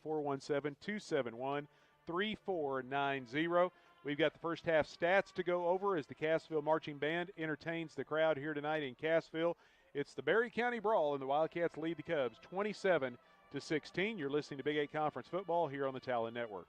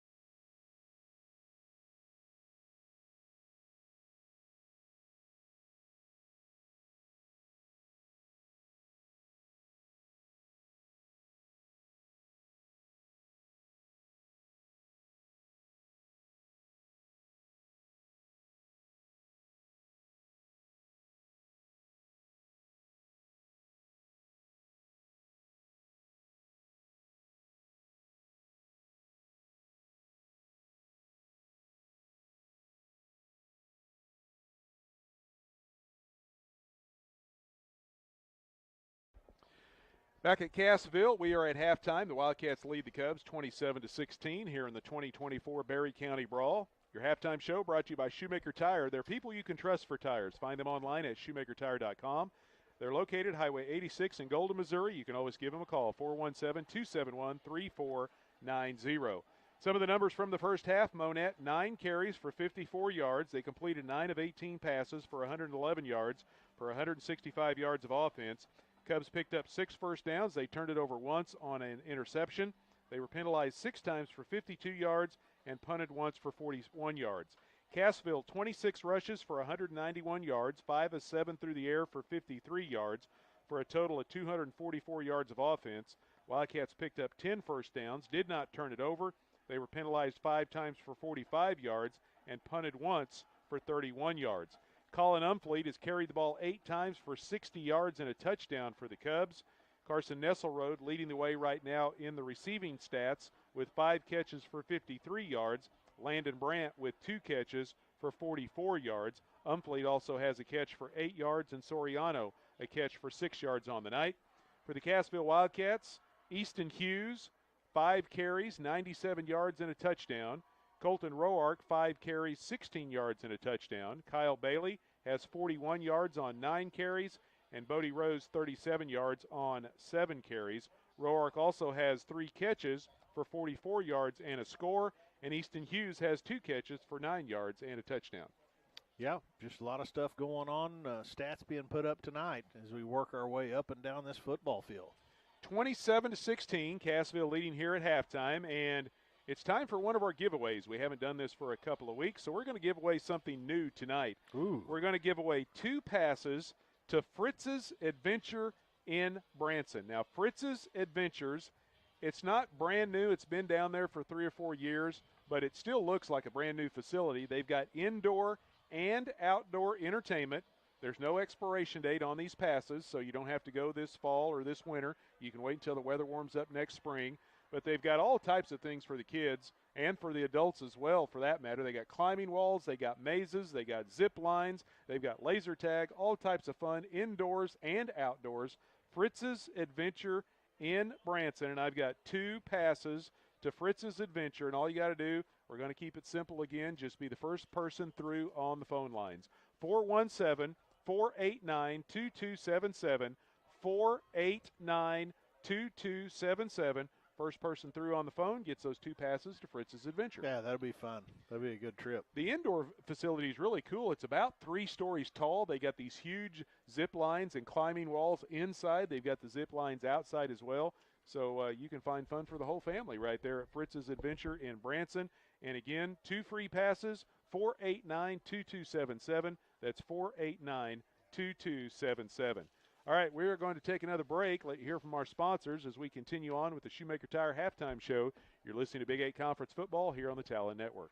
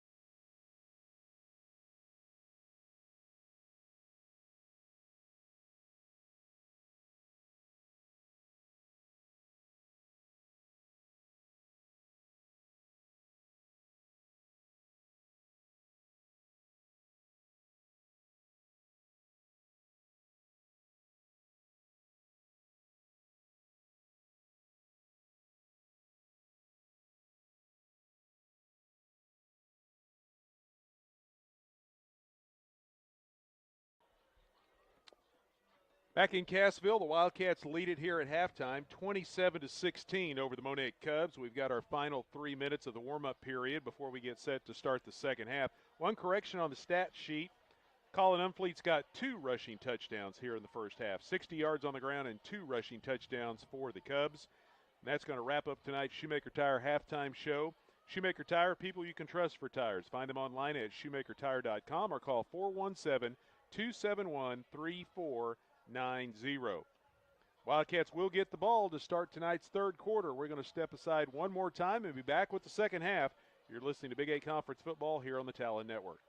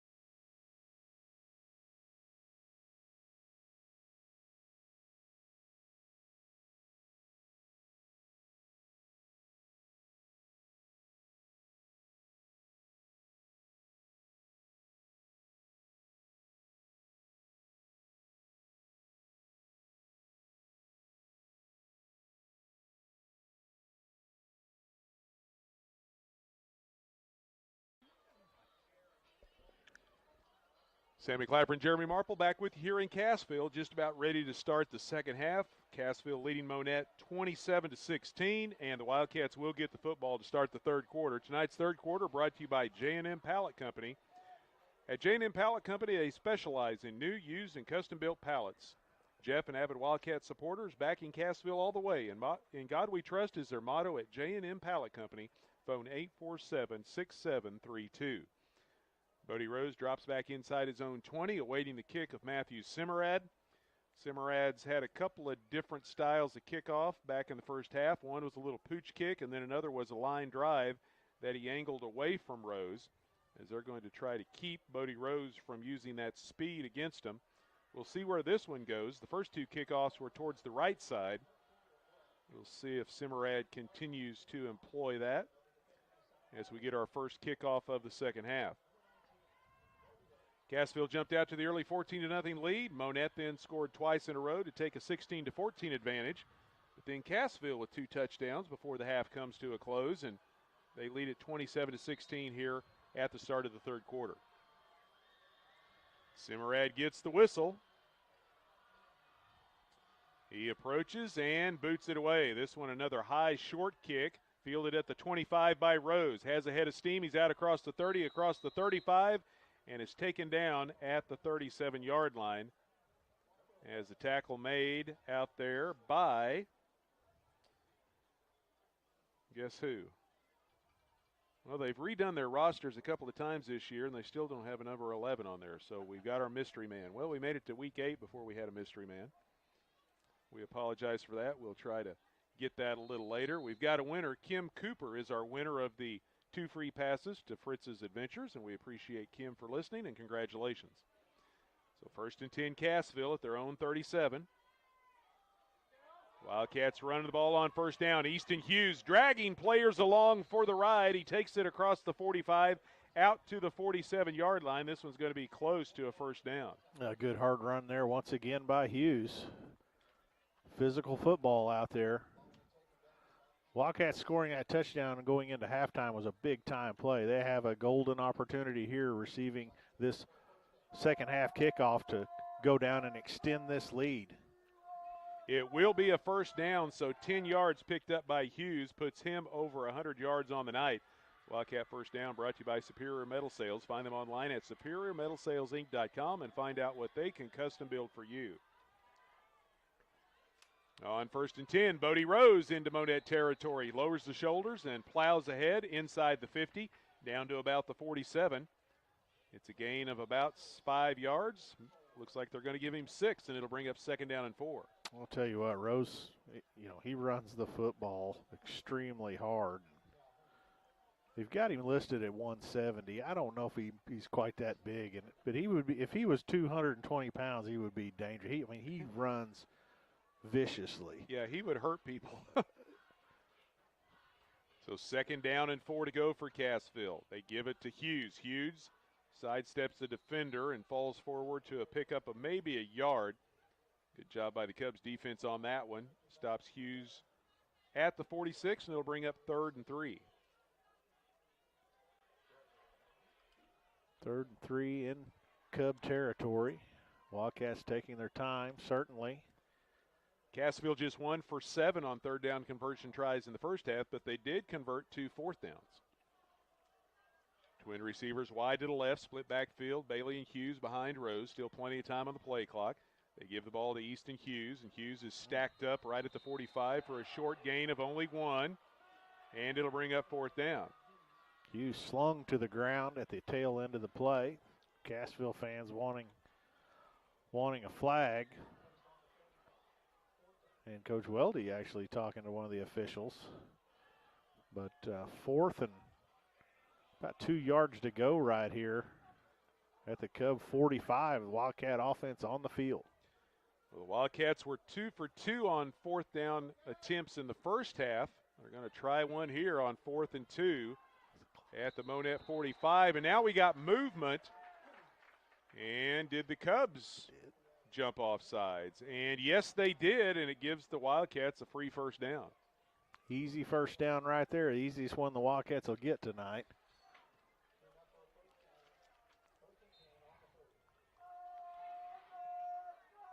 Penalty against the Cubs brought to you by the Rib Steakhouse. They're the area's go-to for steaks, barbecue, fish, chicken, and more. They're open Wednesday through Saturday 3 to 9 with specials every night at the Rib.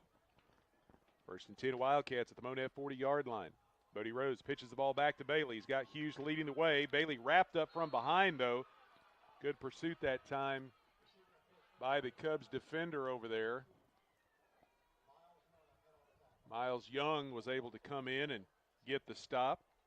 It's going to be a loss of about a half a yard. It'll bring up 2nd down and 11. Well, Young coming from the backside of the play there. You don't see Bailey get caught from behind that often. The play just took a little while to develop.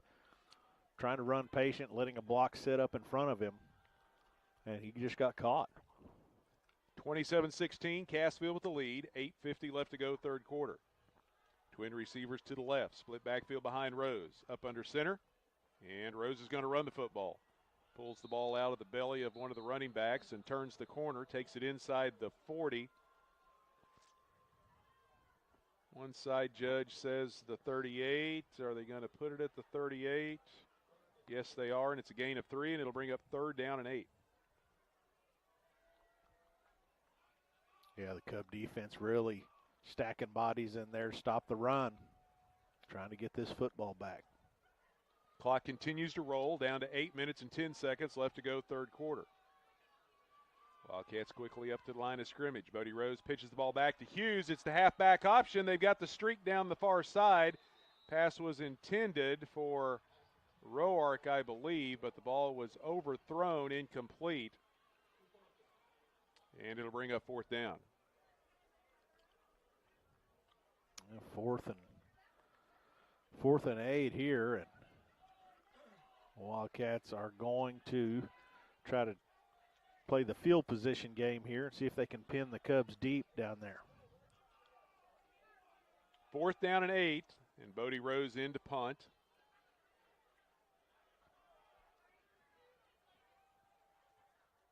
Miles Young started to drop back, and now nobody drops back, and Rose tries to boot this one towards the near side. It bounces at the 15 and kicks sideways and goes out of bounds at around the 16-yard line.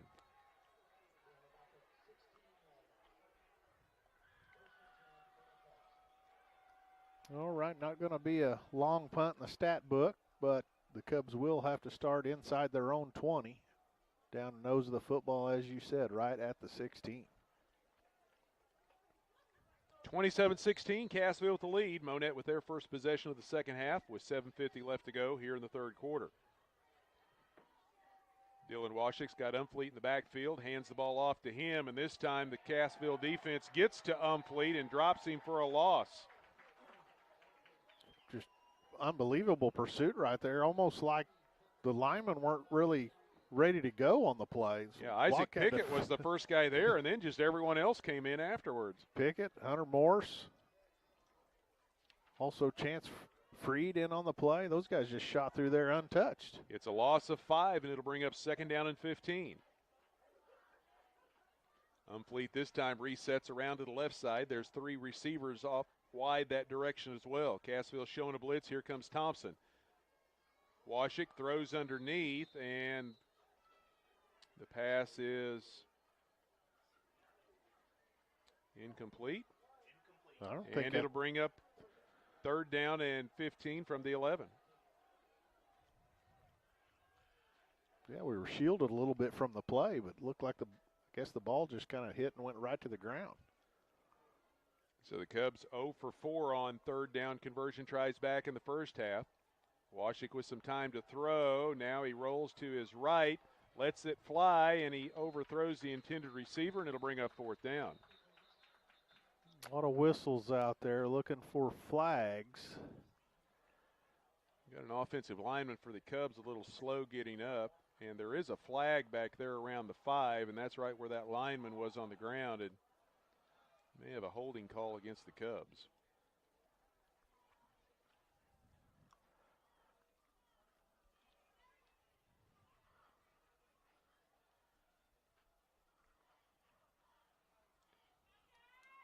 And it is holding against Monett. They decline that penalty, and it'll bring up fourth down.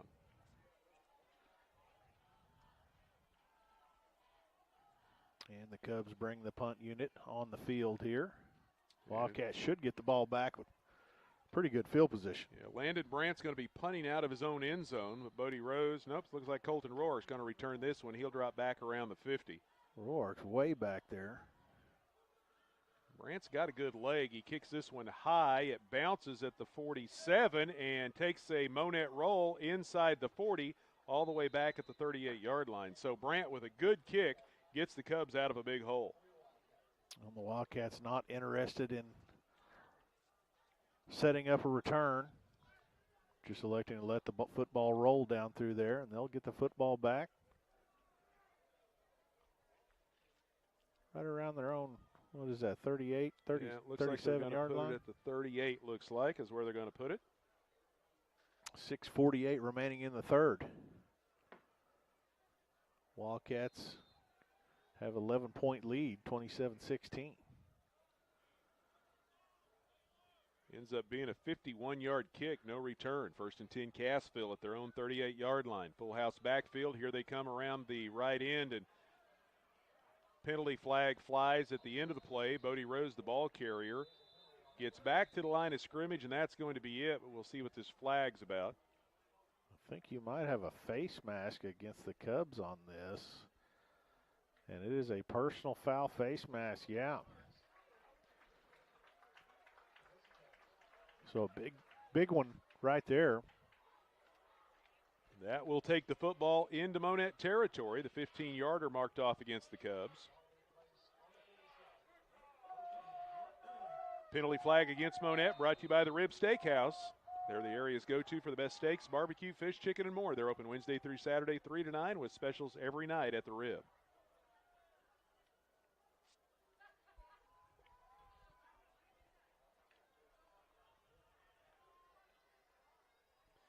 Bodie Rose, pressure coming from the backside, throws the pass, trying to get it to Roark, and it goes out of play, incomplete. Big time pressure coming from the backside. Rose able to escape it. Just not able to deliver the ball accurately out there to Roark right on the Wildcat sideline.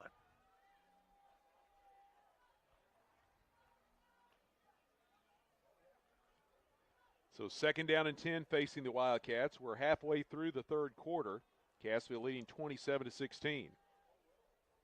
Tonight's third quarter brought to you by J&M Pallet Company. They build, design new and custom pallets. Jeff reminds team members that through God all things are possible. Phone J&M Pallet Company, 847-6732. On the end around, the ball comes free. Roark picks it back up, but then he's going to be hit and dropped for a loss back at midfield. They tried the end around going from Hughes to Roark, and the ball jarred loose as there was a bad exchange between the two running backs, and Roark dropped at the 49 for a loss of 2. Another flag on the play. And a block in the back by the Wildcat offense. So getting a little sloppy here in this third quarter. Both teams being penalized. And I got to say, is it just me, or are these flags the officials carrying tonight the dirtiest flag? I mean, there's no yellow on them at all. It's funny you say that, because the one while ago on the face mask, when he threw it, it hit the ground and it kind of just disappeared. I mean, it looks like they're throwing. It turned into the brown with the grass, and I started to say something. It looks like they're throwing a dirty old cornhole bag out there. There is no yellow at all on these flags. I've never seen it. It's funny you said that, because I thought the exact same thing on the previous penalty, that these things need to go. We always talk about laundry on the field. These things need to go to the laundry. They need to go to the laundry, bad dishwasher, something. Get it clean.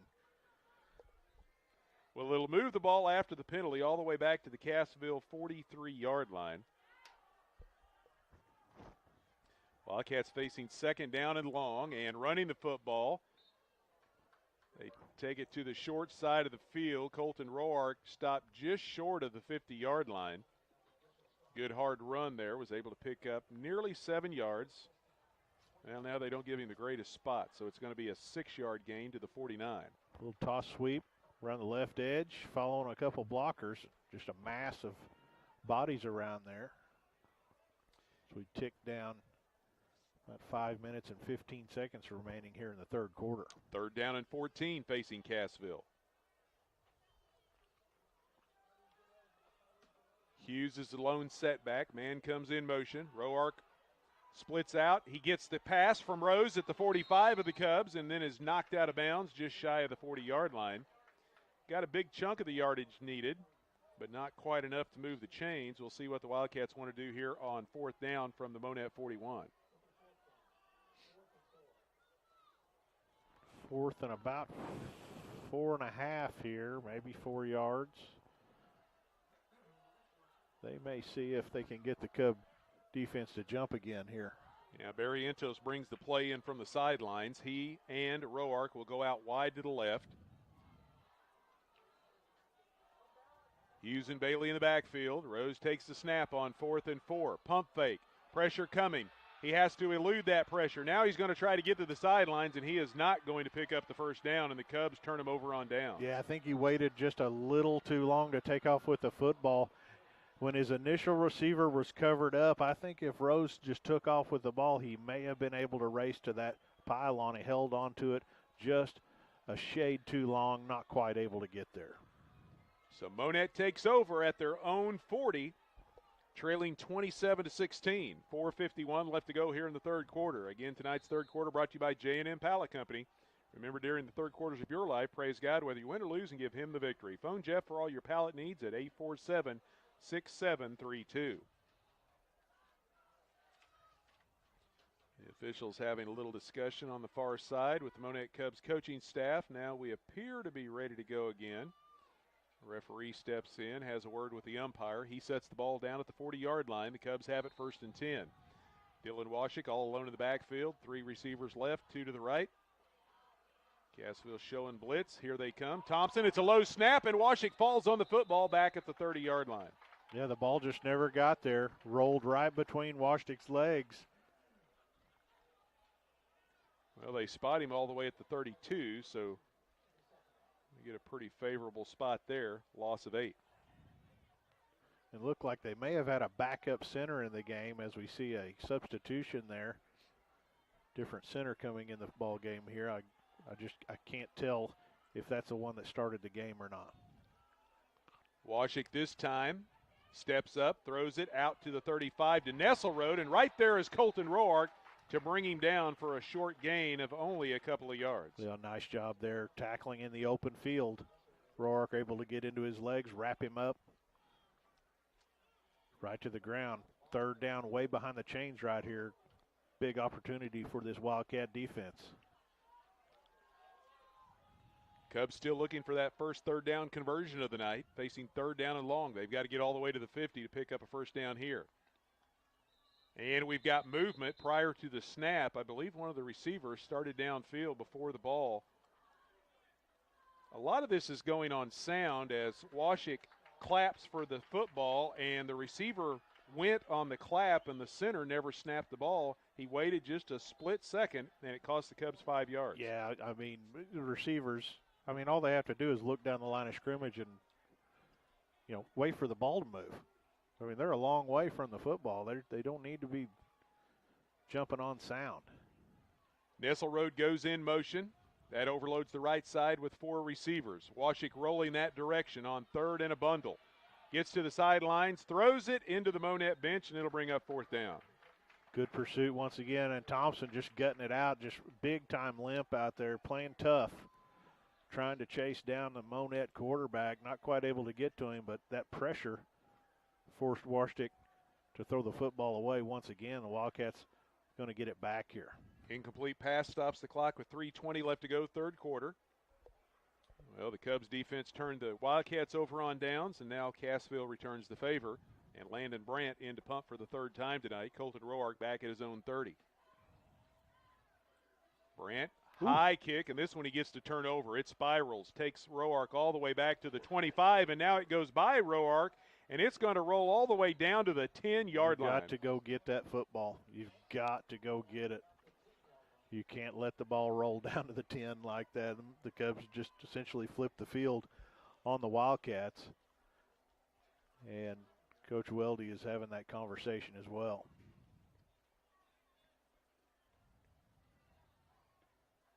Long punt. A 61-yard kick, no return. Well, that'll help the old average. Followed a 51-yard punt, the previous punt. And it's 1st and 10 Wildcats between their own 10 and 11-yard line. So Landon Brandt has done it to the Wildcats twice tonight with his leg. They've held him in check receiving, but he's got 2 big punts to get the Cubs out of a couple of holes. Bodie Rose hands the ball off up the middle as Kyle Bailey gets the call and takes it out to the 15-yard line. Picks up 5 yards, actually about 4.5, and it'll bring up second down. Just kind of get the feeling that Bailey's going to get one at some point where he gets a step on someone and he can really show his speed. Hasn't quite been able to get going here tonight. The Cubs have done a nice job keeping him bottled up. Second down and 5.5 for the Wildcats. Down to 2.5 left to go, third quarter. Cassville leading 27-16. Still looking for our first points here of the second half. Wildcats running the ball once again. And this time the Cubs defense shuts down the Wildcat running game.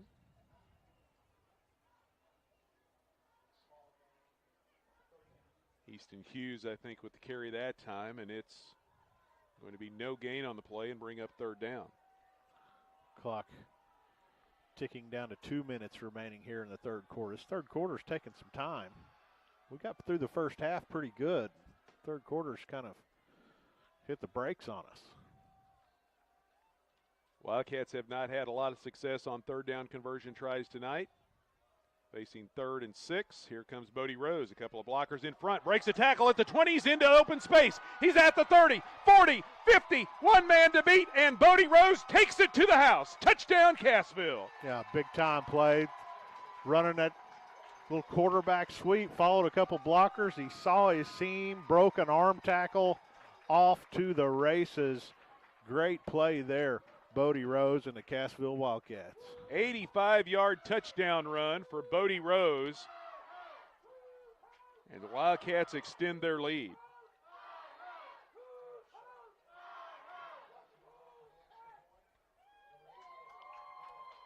Diego Aris in to attempt the point after. Bodie Rose with the hold. The kick is up. It hooks towards the left upright, and it's no good. So it goes wide to the left. But 6 more points on the board for the Wildcats, and they lead at 33-16 now with 1:34 left to go here in the third quarter. Tonight's third quarter brought to you by J&M Pallet Company, where pallets are customized to fit your needs. Call Jeff at 847-6732. Wildcat touchdown brought to you by Willis Insurance on the square in Cassville and in the Bridgeway Plaza in Shell Knob. Stop by Willis Insurance and get a quote today. And the Wildcat Extra Point try brought to you by Berry Electric Cooperative. Your business needs Go-Beck. Berry Electric Cooperative in Cassville. Well, the Wildcats finally able to extend this lead. Minute 34 remaining here in the third, 33-16 on a huge play by Bodie Rose. 85-yard touchdown run for Rose. And now Diego Aris will kick it away. The Wildcat kickoff brought to you by Lane Stubblefield and Reese Nichols. They want to be your real estate agents. Find out more and see what they have to offer at lane.reesenichols.com. Soriano and Messer back at the 10-yard line awaiting the kick. Aros boots this one down the middle of the field. Looks like it's going to be Soriano from the 6-yard line. Starts up the middle of the field, now bounces outside the left hash and takes it out to the 20-yard line is where he is brought down. Yeah, nice coverage there by the Wildcats.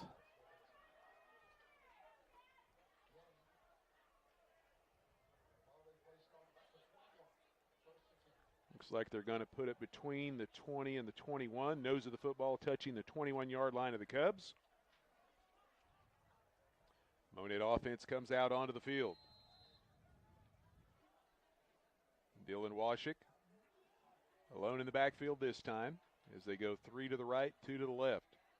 Left side of the offense, the short side of the field. Washik calls for the football. Down the line of scrimmage. Catch made by Soriano behind the line. Gets a block in front, and then Easton Hughes steps in along with Riley James to bring him down. It's going to be a loss of 1. It'll bring up second down and 11. Yeah, Hughes and James just blew up the blocks in front of the receiver to make the play. Nice job defensively there. Washik from the shotgun throws this one out to Nesselrode. Catch made out at the 25, and there's Colton Roark on a big open field tackle for a short gain of 5 yards. Roark's had a few of those tonight, one-on-one coverage out there where he's able to make open field tackles, and that is huge. Cubs quickly back to the line of scrimmage. Third down and long. The pass out to the 34-yard line. And a diving reception made out there. And I think that was Soriano, or was it Messer? Looks like it was Parker Messer on the catch, and it was good for a Cubs first down, so they convert on third down. Going with the hurry-up offense. Washik trying to elude pressure, gets a pass away, and it's caught out at the 40-yard line. And they are really picking up the pace right now. Again, it's Parker Messer on the catch. Lining up, running plays. They're trying to go tempo here. And the third quarter will end. So before the Cubs can snap the football again, third quarter expires as we head to the fourth. Cassville leading Monett 33-16. We'll be back with the final 12 minutes. You're listening to Big 8 Conference Football here on the Talon Network.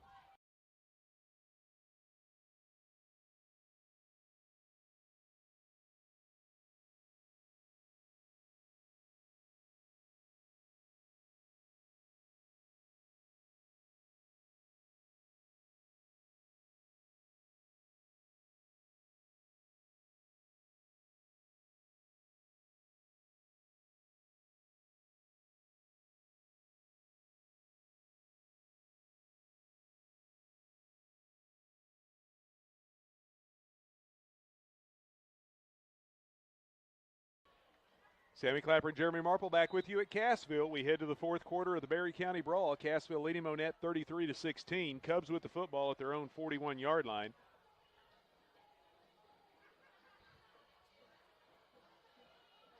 And they've got to reset the chains. Now they've got them set over there. Second down and 2 for Monett. Dylan Washik. Quick pass down the line. Catch is made by Brandt. Brandt's got a couple of blockers in front looking for help. Moves it out close to the 50-yard line. and takes it across midfield into Cassville territory. It's another first down for the Cubs. Cubs getting Brandt the ball in space right there and letting him go to work. Nice play. He's a nice-looking player. It's a gain of 11. And now Washik throws the pass out into the flat. Soriano makes the catch, picks up another first down inside the 40, down to the 36. A gain of 12 to Soriano. And here they go, right back up on the football. Cubs quickly back up top. This time the pass goes to the opposite side of the field. The catch is made behind the line of scrimmage. And the receiver over there, Landon Brandt, trying to get away from a couple of defenders, is knocked out of bounds. They spot the football at the 32 after a gain of 4. Washik, this time under pressure, has to throw it away as two Cassville linemen come right up into his face and a flag comes out. I think they're going to get grounding on him right here. There was no receiver out there, and he was definitely not outside the tackle box. We'll see.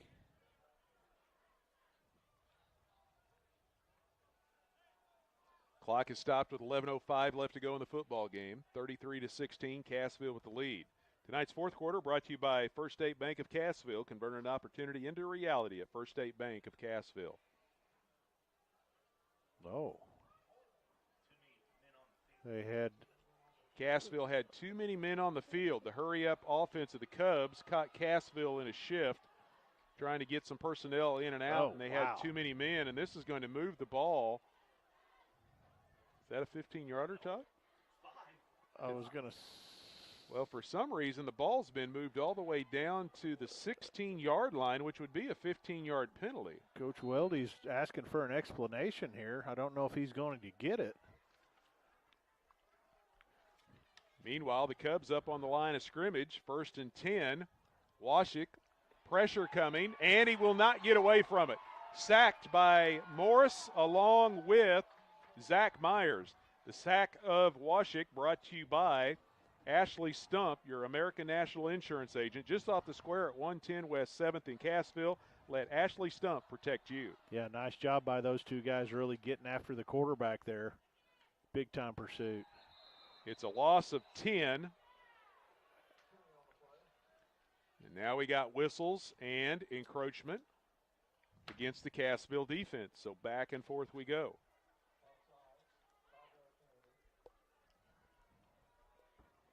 Get a momentum play. And you jump off sides. I tell you what, it's a frustrating game, isn't it? So the ball moved back to the 21-yard line, 2nd down and 14 for Monett. Dylan Washik, here comes the pressure, and a flag flies, and another flag comes in, and Washik is taken down at the 25-yard line. Zach Myers once again with the pressure for Cassville. Big time. Ran right around a big right tackle. Myers able to chase down the quarterback and bring him down. A couple dirty, nasty flags on the field. And another penalty against the Wildcats. What they call defensive holding? Is that what he did? I don't know. They still haven't stepped it off. And you're right about a big tackle. That's Rodkar Wessel. He's 6'6", nearly 300 pounds, foreign exchange student from Germany. And it is against Cassville, so they mark it off, and they're still marking it off, and they're still walking as they take it all the way down to the 13-yard line. Wow. And it makes it 2nd down and 7 for the Cubs. Washik backs away, now looks to the Cubs sideline. Still plenty of time on the play clock, 25 seconds. Now Washik calls for the ball. Quick pass over on the far side. Catch is made, but the Cassville defense right there with a big hit. Hughes flying from that linebacker position right to the sideline. Another big shot delivered on the Cub wide receiver. I think that was Carson Nesselrode over there on the far side. And it's a gain of only 1. It's hard to see those Cubs numbers. Now a pass down to the goal line. Catch is made in traffic as Landon Brandt comes up with the football. And it's going to be 1st and goal for the Cubs at the 3-yard line. Wildcats trying to bring in some big linemen to match that big. They snap the ball back to Umfleet, and Umfleet is stood up before he can get into the end zone, or did he? No, they say he reached out and broke the plane. Touchdown Cubs. Umfleet gets his 3rd rushing touchdown of the night.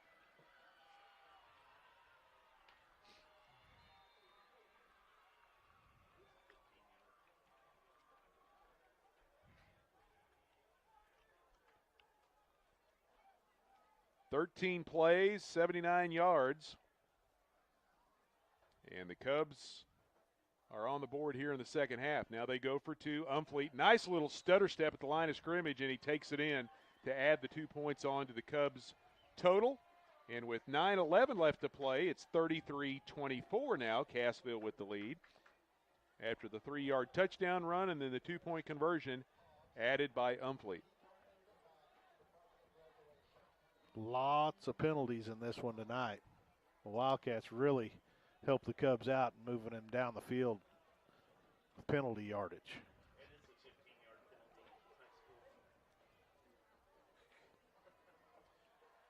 Todd just looked it up, and that penalty earlier with the too many men was a 15-yard penalty. So both teams approaching 100 yards in penalties here tonight. Mercy. Still a 2-score game.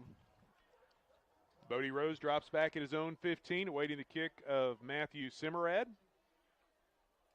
And the Cubs see what they're setting up right here. Yeah, he moves it from the X over to the right hash. Hans team is on the field and has been every kick against the Cubs here tonight, for the Cubs. They get everything set, and this one will be an onside kick. It's got to go the 10 yards, and it's not going to do that. It takes a sideways bounce and goes out of bounds. The first 5 yards, it looked perfect, but once it got across the 45, and that's the crazy bounce of the football. I mean, it turned and went dead towards the Cubs sidelines, and it still had about 15 yards to go, but somehow it found its way out of bounds before it crossed the midfield mark. Yeah, it went about 7 yards is about how far it went, and Wildcats going to take over in Cub territory. Yeah, they're going to have the ball at the Monett 44-yard line with 9:10 left to play. Cassville leading 33-24. So we'll see if the Wildcats can take advantage of the good field position here. Leading by 9. Bodie Rose is going to run the football, gets a kick out block, turns the corner, gets to the 40-yard line, and that is going to be it.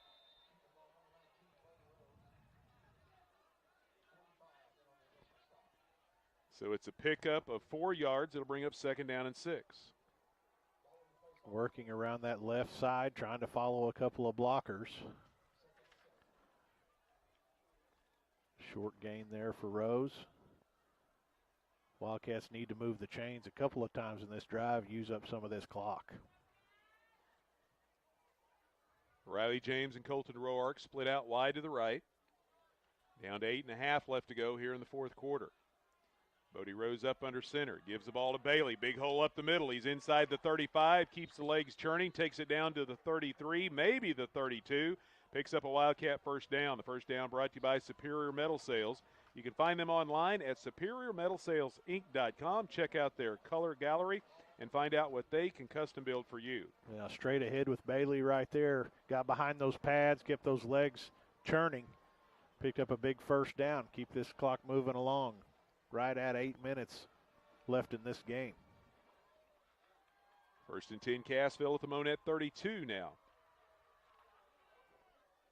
Twin receivers wide to the right. Split backfield behind Rose. Rose this time fakes the handoff, keeps it himself, runs in behind Bailey.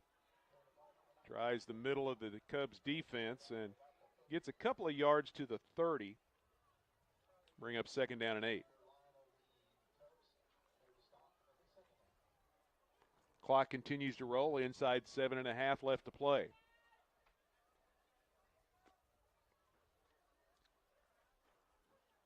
Barrientos now comes in with the play from the sideline. He'll split out wide to the right. Play clock down to 10. Wishbone formation. Bodie Rose gets the carry. Turns the corner. Around the right end he goes and dives down to the 25. He's able to pick up about 5 yards, and it's going to bring up 3rd down. Yeah, Rose kind of made his own seam right there. He just tucked the football, lowered the shoulder, and fought his way through a couple of blockers and tacklers there. So 3rd down and about 3 to go for Cassville, just outside the 25-yard line. Big play right here for both the Wildcats and the Cubs. Monett trying to get the ball back. Cassville trying to keep the drive moving. Rose this time gives it to Bailey, and a great surge. The ball comes free at the end. A flag comes out as well. Miles Young comes up with the football, but I believe they're going to whistle the running back down, and we got to see what the flag is all about coming from the umpire out of the defensive backfield. All kinds of things happening on that play. The carry by Bailey had enough yardage for the 1st down, but it is all going to stand. And they call a face mask against Monett, so that will add some on to the end of the run. Well, both of these teams aren't doing either one of themselves favors in the penalty flag department tonight. Lots of penalty yardage on both sides. And that will move the ball all the way down to the 12.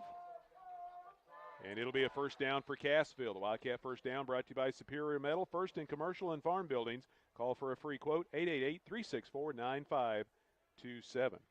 Clock ticks inside 6.5 minutes to go. 1st and 10 Cassville from the 12. Up to the line of scrimmage a little quicker than they thought they would be with 18 seconds on the play clock. But the Wildcats trying to keep the momentum going. Bodie Rose is wrapped up from behind and dropped for no gain on the play.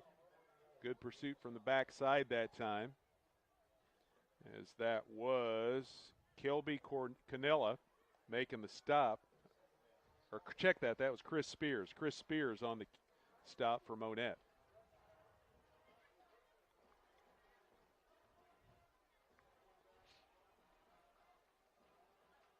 The ball just outside the 10-yard line. 5.5 left to go. Cassville leading 33-24. Wildcats facing 2nd down and long. Bodie Rose slows things down a little bit. And the handoff off right tackle. As Easton Hughes gets the carry.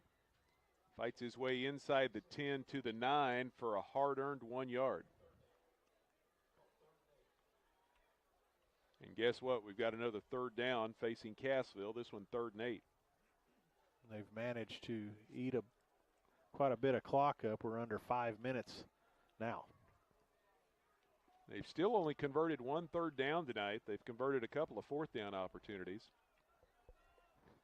3rd and 8 from the 9. Bodie Rose rolling to his right. Throws to the corner. Catch by Roark. Spins back in.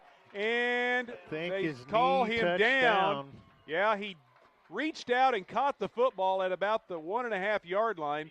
Spun and tried to dive into the end zone, but when he spun around, they said his knee touched down, and he comes up just short of the 1st down. It's 4th and 1. 4th and 1. Offense sure will stay on the field here. We'll see what Coach Weldy wants to do. He may let this play clock run, call a timeout here, and talk about this 4th down play. The ball's at the 3-yard line, 4th and 1. He made the catch, reaching out, and hauled it in about a foot off the ground. Tried to keep his balance and spin and dive into the end zone, which he did do, but they said when he spun around, his knee hit the ground, and they pin him down at the 2.5-yard line, and it brings up 4th and 1. So At one instant, it looks like a touchdown. The next thing you know, it's 4th and short for Cassville. They call the timeout with 4:13 left to play. To talk this over, the timeout on the field brought to you by Security Bank. Any bank can cash checks, accept deposits, and make loans, but the distinguishing factor between banks is its level of service to the customer. Whether it's a loan decision or the processing of your bank statement, all the decisions and services at Security Bank are generated by their local bank staff in a prompt, fair, and professional manner. Security Bank, member FDIC. Wildcat broadcast team brought to you by Les Jacobs Ford. They finance what they sell at Les Jacobs. They promise you a laid-back experience, competitive rates, and no paperwork or document fees. Find out more at lesjacobsfordcassville.com.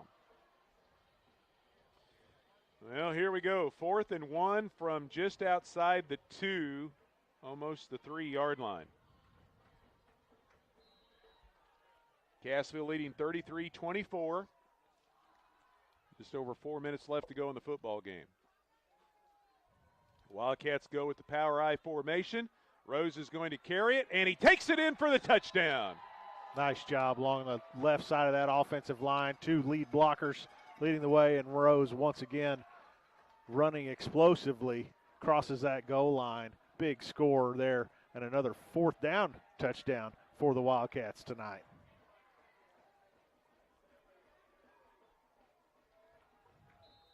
Bodie Rose from, we'll call it 3 yards out. Wildcat touchdown brought to you by Willis Insurance. They've been in business for over 130 years. You don't stay in business that long unless you treat your customers right. Located on the square in Cassville, also in the Bridgeway Plaza in Shell Knob. Willis Insurance. Stop by and get a quote today. Now they go with the old swinging gate, and Bodie Rose dives in for the 2-point conversion. It's been a long time since Cassville's used that formation, but it works successfully as they tack on 2, and it's 41-24 Wildcats with 4 minutes left. Swinging gate. Rose just takes the snap, runs straight ahead, upended at the goal line, but crosses it. Successful 2-point conversion. 41-24 Wildcats. 4:09 remaining in this one. Yeah, you can do so many things out of that formation. You can move linemen over, as kind of what infers it, the calling of the swinging gate is a lot of times they'll bring the linemen and swing them over onto the football, or you can just do what they did right there, just leave the lineman off to one side, snap the football, and try a direct run. You don't have as many blockers in front, but that one worked out well for Cassville. Sure enough. So the Wildcat Extra Point brought to you by Berry Electric Cooperative. Internet speed in Berry County is spelled go back. Diego Aris now to kick it away. The Wildcat kickoff brought to you by Lane Stubblefield Realtor along with Reese Nichols. They want to be your real estate agent. Find out more at lane.reesenichols.com. A booming kick by Aros into the end zone, and it'll be a touchback. The Cubs will have it at the 20-yard line. Yeah, about 5 yards deep in the end zone right there. Another nice kick. That's a weapon. That's a weapon in high school football for sure. Well, they only had to go 44 yards, but they took 5 minutes off the clock to do that, converted a 4th down in the process, and took a lot of time off the clock and extended the lead to 17. Now Monett with the ball at their own 20. And Dylan Washik sets up from the shotgun. 3 receivers left, 2 to the right. Cassville continues with the 3-man rush. They bring Thompson once in a while on pressure. Here he comes with a delayed rush. Coming from the backside, the pass is thrown underneath to Soriano. He makes the catch out at the 27, spins back inside the 25 and is dropped. Stayed in bounds. Good defense by Chance Freed, as Soriano, trying to create and pick up extra yardage, actually ended up losing 2 or 3, and it's 2nd down and 6. Yeah, Freed kept him in bounds. Keep that clock moving.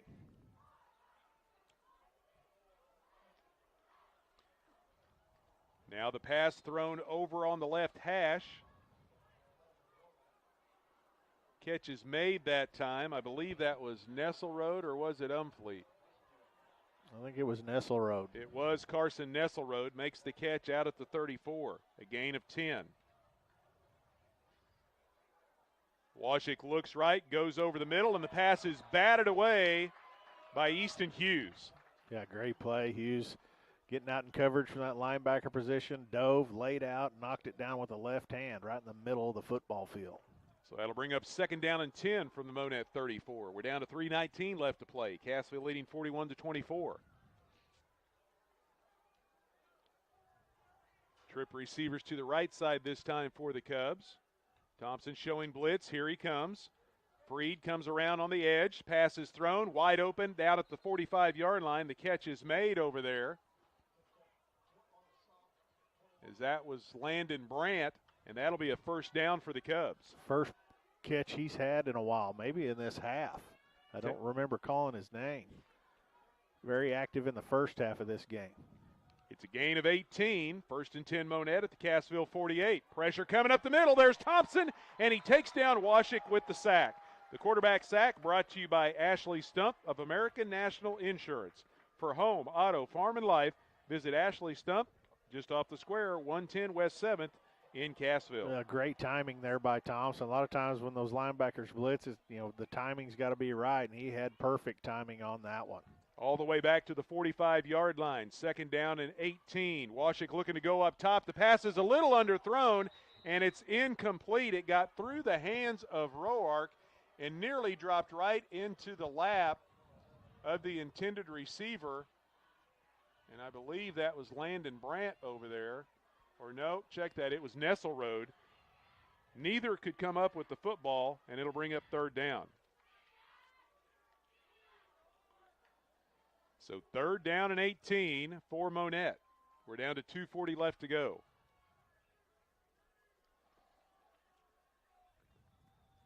Washik's got 3 receivers right, 2 to the left. Cassville shows blitz, now drop out of it. They rush 3.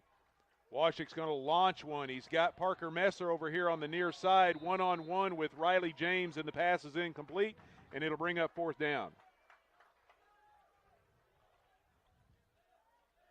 This Wildcat defense has had to cover the entire field tonight, as the Cubs have thrown it sideline to sideline, hash to sideline. They've been able to reach most of the football field tonight, and this Wildcat defense done a pretty good job. Well, Monett was 1 for 2 on 4th down conversion tries back in the first half. This is their first 4th down try here in the second half. 4th and 18 with 2.5 left to play. They go 4 receivers to the right, and now pressure coming up the middle. Myers chasing after Washik. Washik, a flag comes out, races towards the Monett sideline. Another flag is thrown, and we'll see what happens here. We got a late hit, I'm pretty sure, over there on the Cubs sideline, but there's another flag in the Monett backfield that we got to see what is about. Washik was knocked down at the 49-yard line of Cassville, which was back to about the original line of scrimmage where all of this started. The officials having a big discussion over there. Zach Myers was chasing Washik, got to him late as he crossed the sideline. If it's some sort of holding penalty against Monett back here at the 40, the penalties may offset. And they've got the personal foul and the holding, and they are going to offset, and we'll redo 4th down, right, Mr. Speakman? There we go. It's an adventure.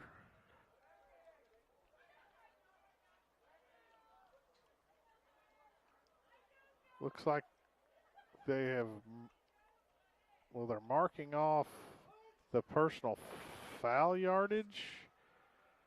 Look like they may have marked off the holding yardage and then turned around and marked off the personal foul yardage, and now they're going to replay the down after marking off the yardages. So the Cubs get 5 yards out of it. Coach Weldy's wanting to know, hey, what's going on? If they're offsetting penalties, why did the Cubs just get 5 yards? The side judge is trying to explain it to him, and Coach Weldy's saying, hey, I want to talk to the referee. But the referee's right now visiting with the umpire. It's 4th down and 11 the way it stands right now, the ball at midfield. With 2:27 left to go, Cassville leading 41-24. But will the ball stay at the 50-yard line? As that is the question. And the referee. And the Wildcats are going to get the football, I think. so that's why they marked off the penalties. And now Coach Mock is wanting an explanation. So I tell you, neither coach is very happy right now with this officiating crew. And they're saying Cassville football at the 50, and the Wildcats are running to the sidelines. The defenders are saying, hey, get the offense out here. Monett's wanting an explanation from their sideline as confusion and chaos has joined the football game. Well, we've seen about everything else tonight. So. And all the officials, 4 of them, are standing right there with the football trying to figure out. It was 4th down and 18. We had a hold and a late hit that they said offset, but then they mark off the penalties. Now they're marking off some more yards. And where are we going? We're going back to the 33. And are the Cubs still going to have it? Or is Cassville going to have it? I tell you, I'm confused now. I have no clue what just happened. They saying the holding call was decline. I don't know. The personal foul was after the play. And the change of possession, they give the ball to Wildcats and then mark off the personal foul. Well, the late hit out of bounds may have been a dead ball foul, so it took precedence. Well, Cassville's going to get the ball because Monett didn't get enough for the first down, but the penalty was marked off against the Wildcats, which moves it back to the 33. And on first down, it's a gain of a yard, and it'll bring up 2nd down and 9. And I didn't see who carried the ball. Was that Bailey or Hughes? Sadly, I'm not sure. I was going to say that whole instance there was so confusing. We're not sure what was going on. It is senior night, and I believe one of the Cassville seniors, I think that was Jeremiah Hall, just got into the game here. Wildcats are going to have to hurry and snap the football. They get the snap off with 2 seconds. Big hole up the middle. Kyle Bailey racing across the 40-yard line, tripped up out near the 43. We'll see where they spot this one. He may have got enough for a first down, or he may. Nope, it's going to be first down Cassville. The Wildcat first down brought to you by Superior Metal. Give them a call at 888-364-9527.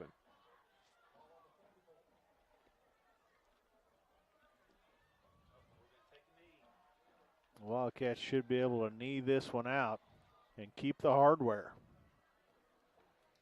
So 1st and 10 Cassville with 1:16 and a running clock, leading 41-24. They're going to let the play clock tick down. They'll have to snap it 2 more times. And they're going to hang on to the Berry County Brawl trophy. There's the snap. Rose takes the knee. He'll have to do it 1 more time. I thought he might have to do it twice, but they worked it where he's only going to have to do it once more. As there's 45 seconds on the game clock, 30 seconds on the play clock. So 1 more snap and the 2024 Berry County Brawl is in the books. Coach Weldy still directing traffic from the sideline, wants to make sure nothing else crazy happens here. We've seen all types of crazy here in the second half, so he's wanting to make sure this game gets completed. There's 1 more knee by Rose. That should do it. As both teams are heading to the sidelines, and the 2024 edition of the Berry County Brawl comes to a close. Cassville wins it 41-24. Quite a football game we saw out here tonight. A little bit of everything. Pretty sloppy in places. Lots of penalty flags, penalty yardage out here tonight. But the Wildcats put up 41 to the Cubs 24, and the Berry County Brawl Trophy going to stay right here in Cassville. Well, the Wildcats win it as they pick up the win tonight over the Cubs, and both teams will close out the regular season next Friday night. Cassville at Aurora. Monett will be at home taking on Mount Vernon. We're going to step aside and be back with the Heritage Tractor postgame show. You're listening to Big 8 Conference Football here on the Talon Network.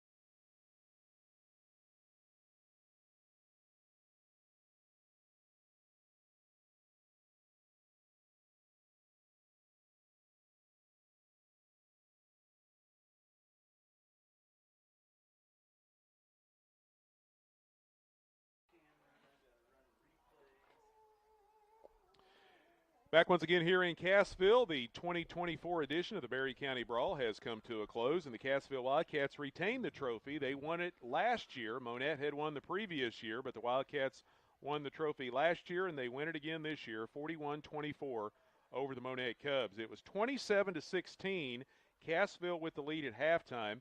The Wildcats scored the first 2 touchdowns of the night. Monett came back to take the lead with the next 2 scores. But then Cassville, with 2 touchdowns in the final 2.5 minutes, led 27-16 at the break. The Wildcats struck first in the second half. Late in the third quarter, an 85-yard run by Bodie Rose. The PAT was no good, and it was 33-16 in favor of Cassville. Monett answered with 9:11 left to go in the game on a 3-yard run by Colin Umfleet. And for Umfleet, that was his 3rd rushing touchdown of the night.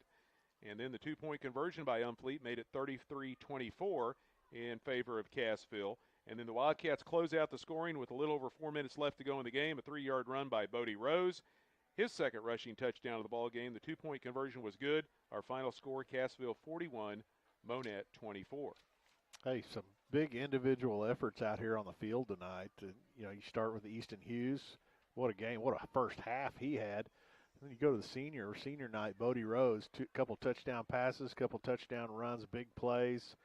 And of course on the other side of the field, Umfleet with 3 scores. So some huge individual efforts out here on the field tonight in quite a football game. Well, it's time to get the post-game show up and running. It's brought to you by Heritage Tractor, your local John Deere dealer with various locations all around the area. It's a great time of year to buy a tractor.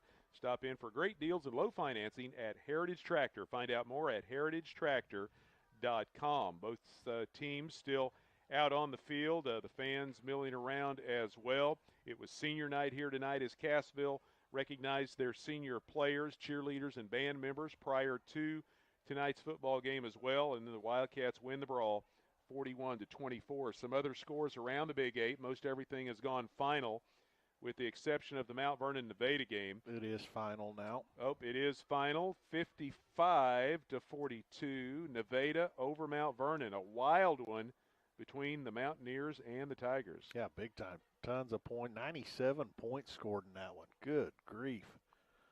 55-42, Nevada. They must have had the running game going. I would say something there. Well, Nevada wins. They improved to 7-1. Hand Mount Vernon their 2nd loss of the year. Lamar at home shuts out Aurora 35-0. Seneca all over East Newton 63-21. McDonald County beats Kansas City Central 42-0. And those other 2 scores, district opponents that we were talking about, Reed Spring and Forsyth. Reed Spring blanks Buffalo 38-0. Fair Grove still unbeaten at 7-0. They beat Forsyth tonight 48-13. Yeah, interesting stuff. Wildcats take care of business, and that's kind of what you're trying to do as you're jockeying for position in this district. It's kind of neat to keep an eye on what the other district opponents are doing. But, yeah, good stuff tonight. Nice football weather night and Wildcat victory. Fairgrove actually 8-0. We are in week number 8. They're ranked number 1 in Class 2. They moved to the number 1 spot in Class 2 when Lamar got beat in that first loss of the 3 in a row by the Tigers, and Fairgroves remained at the top spot, and they're 8-0 now after their win tonight over Forsyth.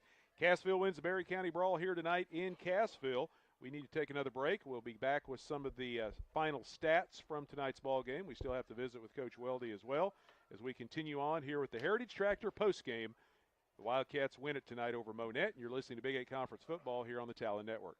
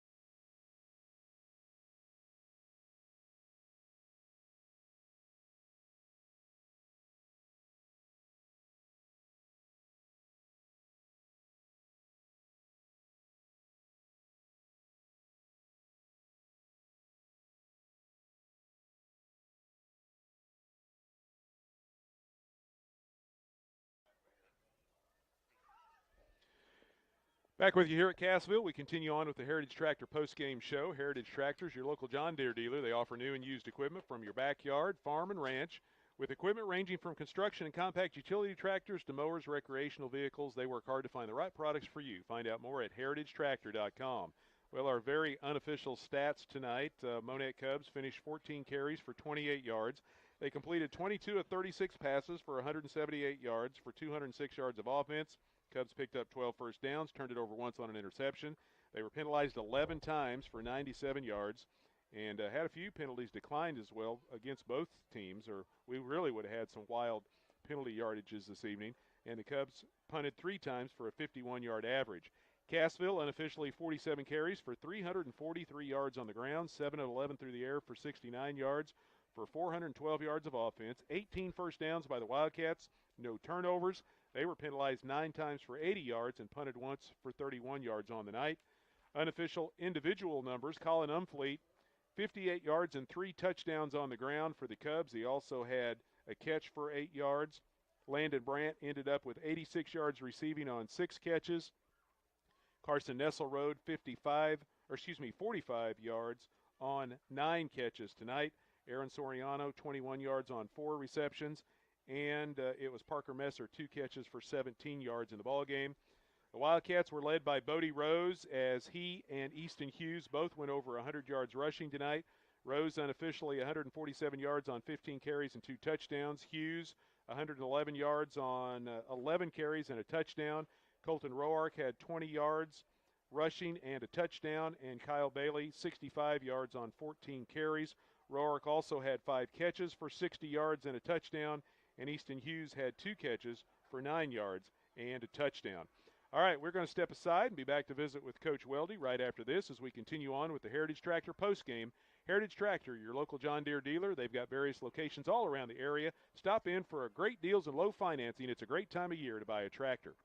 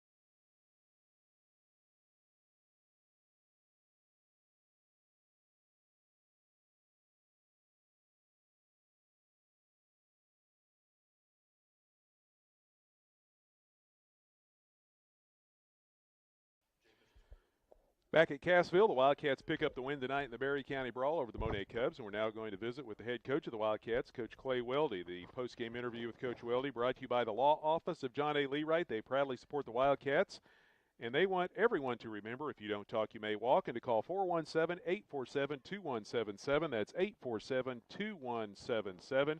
Coach, congratulations. The Wildcats with a hard-earned victory tonight over the Monett Cubs, 41-24. Thanks, Sammy. Well, it was kind of a back-and-forth ball game early on. Cassville jumps out, score on your very first play of the night. You jump out to that early 14-0 lead. The Cubs come back, score on 2 consecutive possessions to take the lead away from you. Then with less than 2 minutes to go in the first half, you get back-to-back scores to go back in front. That first half, it was just up and down, lots of offense, lots of points put up on the board, and a lot of back-and-forth action. Yeah, and it's a rivalry game, so you knew both teams would be excited about playing and playing hard, and both teams did play hard tonight. It was a physical game, and playing somebody like Monett now with Coach Mock there, they're a unique offense and unique defense. It's something we don't see ever. So we knew it'd be at first we kind of getting adjusted to them, and I thought our defense, I thought Coach Flug and the staff had a really good plan tonight. To hold them to that 24 points, I'm very proud of our effort defensively. A week ago we didn't tackle very well at August Nevada. Missed a lot of open field tackle. I thought tonight we did a better job tackling. We created a turnover there. In that game, and we talked at halftime, guys, we had a 14-point lead at one point, and they went ahead of us because they can score so quickly, the way they play. So, the game never felt like we were in control of it, honestly. I was always worried I get to get that big shot. So, a team like them always stresses you because they had that a chance to make a big play. But overall, just really, really proud of how hard our kids played all night, proud of our seniors on senior night, but just a hard-fought victory.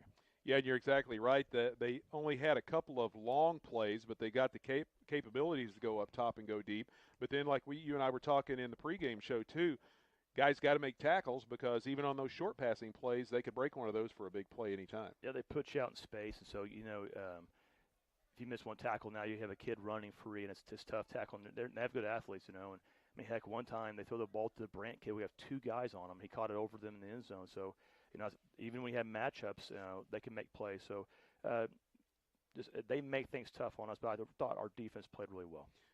Very hard to try and replicate, too, in practice. You can put the formations out there, but you can't figure out the speed of those guys that you're going to be going up against until you go head-to-head against them. Right, and they play a quick pace, too. They're up on the ball going, so we try to replicate that as best we could in practice this week. But, the best thing we could do is put Coach Weldy at quarterback at practice and have our freshman kids throw the ball around a little bit. So not a good representation of what they do, but, yeah, it's tough to make what they do. They spread you out with good athletes. They run a lot of perimeter screen games. The Umfleet kid's a tough kid to tackle. We knew they'd probably put him back there and try to run him a little bit, which they did. And he's a strong kid. I mean, he breaks a lot of tackles, and they put good athletes in space and makes it really tough on you. Yeah, both defenses had to make a lot of adjustments quickly in the ball game because, as you said, they started out. You guys were going to the 3-man front, so they started running Umfleet. You guys had to make some adjustments on the fly to slow him down. Their defense was trying to put a bunch of people up in the box to keep you guys from running between the tackles, so you started getting to the edge and doing some things there. So both defensive coordinators were really working hard tonight, that's for sure. Yeah, and, as we mentioned in the week, I talked to you earlier in the week, they're going to run a 6-man front. It's kind of hard to get them out of that. That's what they would do. It's an old-school 4-3 scheme, and, it makes things tough. They have a tilt nose, and they're just bouncing around doing games inside there, and they have big bodies up front. And that was my big concern all week was just their size. Porter Reed, they had him at the 5-tech on the right side. He's a good player. He's been playing there for 3 years and had always given us fits. And so, he's right on top of a sophomore tackle who had to deal with him all night. And I thought Jace did a good job dealing with him. But, he made a few plays there, because he's so quick and big. But I thought our O-line, I was really proud of how well they played tonight. I was concerned all week about how our O-line hold up at that size, but they played really, really well. Going back to the defense, I thought your kids, after those adjustments were made, really settled in. They did a great job of getting, when the catch was made, there was somebody on them quickly. Even when it looked like they might have a little bit of space, defenders were coming up and dropping them for short gains, and then they were keeping the players from getting deep and behind them. And then you started making the adjustments against the running game, too, and we're doing a good job getting bodies on Umfleet. Yeah, we had, there's a lot of times you see more than one hat there at the ball. They're even though we're in space, we had guys rounding the ball, making tackles, and we had a lot of open field tackles with one guy made tackles, So really proud of our effort defensively. We were trying to keep everything in front of us and not giving the deep shot. And they still got it one, but I was really proud of how well our kids played around defensively. Yeah, because they've been putting up 300 to 400 yards every week, and that's on the short side of things sometimes. And you hold them to just a little over a couple hundred yards of offense. A really nice job tonight by your D. Yeah, I thought defensively like I said, Coach Fluke had a really good plan this week, and our defensive coaches really sold to our kids. They bought into it and all week just had a good week of practice, and then it came out here and showed here on Friday night. And I think also I was proud of offensively that we kept the ball too, and we milked the clock a little bit, and we knew we had to with what they do offensively. We want to keep the ball in their hands. They can't score if they can't have the ball. So we kind of had some long drives there, and we had a few big plays too. But we were able to milk the clock a little bit and take some time off and not give them a chance to get the ball back. Offensively, you run for over 300 yards. Two guys over 100 yards tonight, Bodie Rose and Easton Hughes, and then of course Colton Rourke has a rushing touchdown and a receiving touchdown. And Hughes, what a night for him. He starts off with a bang, getting that first play, 80 yards for the touchdown. He ends up catching a touchdown pass, was a great defender tonight as well, gets an interception. He was doing it all over the field. And he blocked the ball too. He had a big night, as a sophomore. And, I'm really proud of him. He played so well tonight. And Bodie had a big night on a senior night. And Kyle ran hard and blocked hard, and Colt did too. But I was really proud of it up front. Jason McGould playing right tackle, and Gunnar Knight playing right guard, Isaac Looney and Isaac Pickett, Harley Madison, Travis Moore's playing tight end, Hunter Morris Cannon plays in tight end as well. Those guys really won the game in the box for us. They played so hard, and our skill guys were blocking and running, and by the holes created by our O-line. Yeah, because we talk about it all the time. You're not able to run for a total like 340 plus without those guys up front getting the job done. Yeah, especially with how many guys they packed in the box against us, and we completed a few balls we needed to, but I was just really proud of our effort up front and how hard our skill guys ran the ball and how hard they blocked for each other. Well, the Barry County Brawl Trophy stays in Cassville. You win it for the second consecutive year. Now you take the momentum from this week. You move on the road next week, head over to Aurora to take on the Hound Dogs. That is a big game against Aurora because you two are battling for that home game in the first round of the district playoffs. Yeah, right. And the thing about it is, the biggest concern we have right now is we not play well on the road. Regardless of who we played, and we need to have a nice road win here, and we know Aurora's going to be really tough. They're physical, they're big, they have big running backs and big kids everywhere, and we know it's going to be, we've played them 4 times the last 2 years, so we're getting very familiar with each other, so we know what's going to be like, and our kids know that, so we got to get on the bus, travel somewhere, get off a bus and play a good football game, and it's going to be a tough game at Kelly Field, and our kids, we got to get them excited, emotional win tonight, so we got to get them back and have a good week of practice like we had this past week.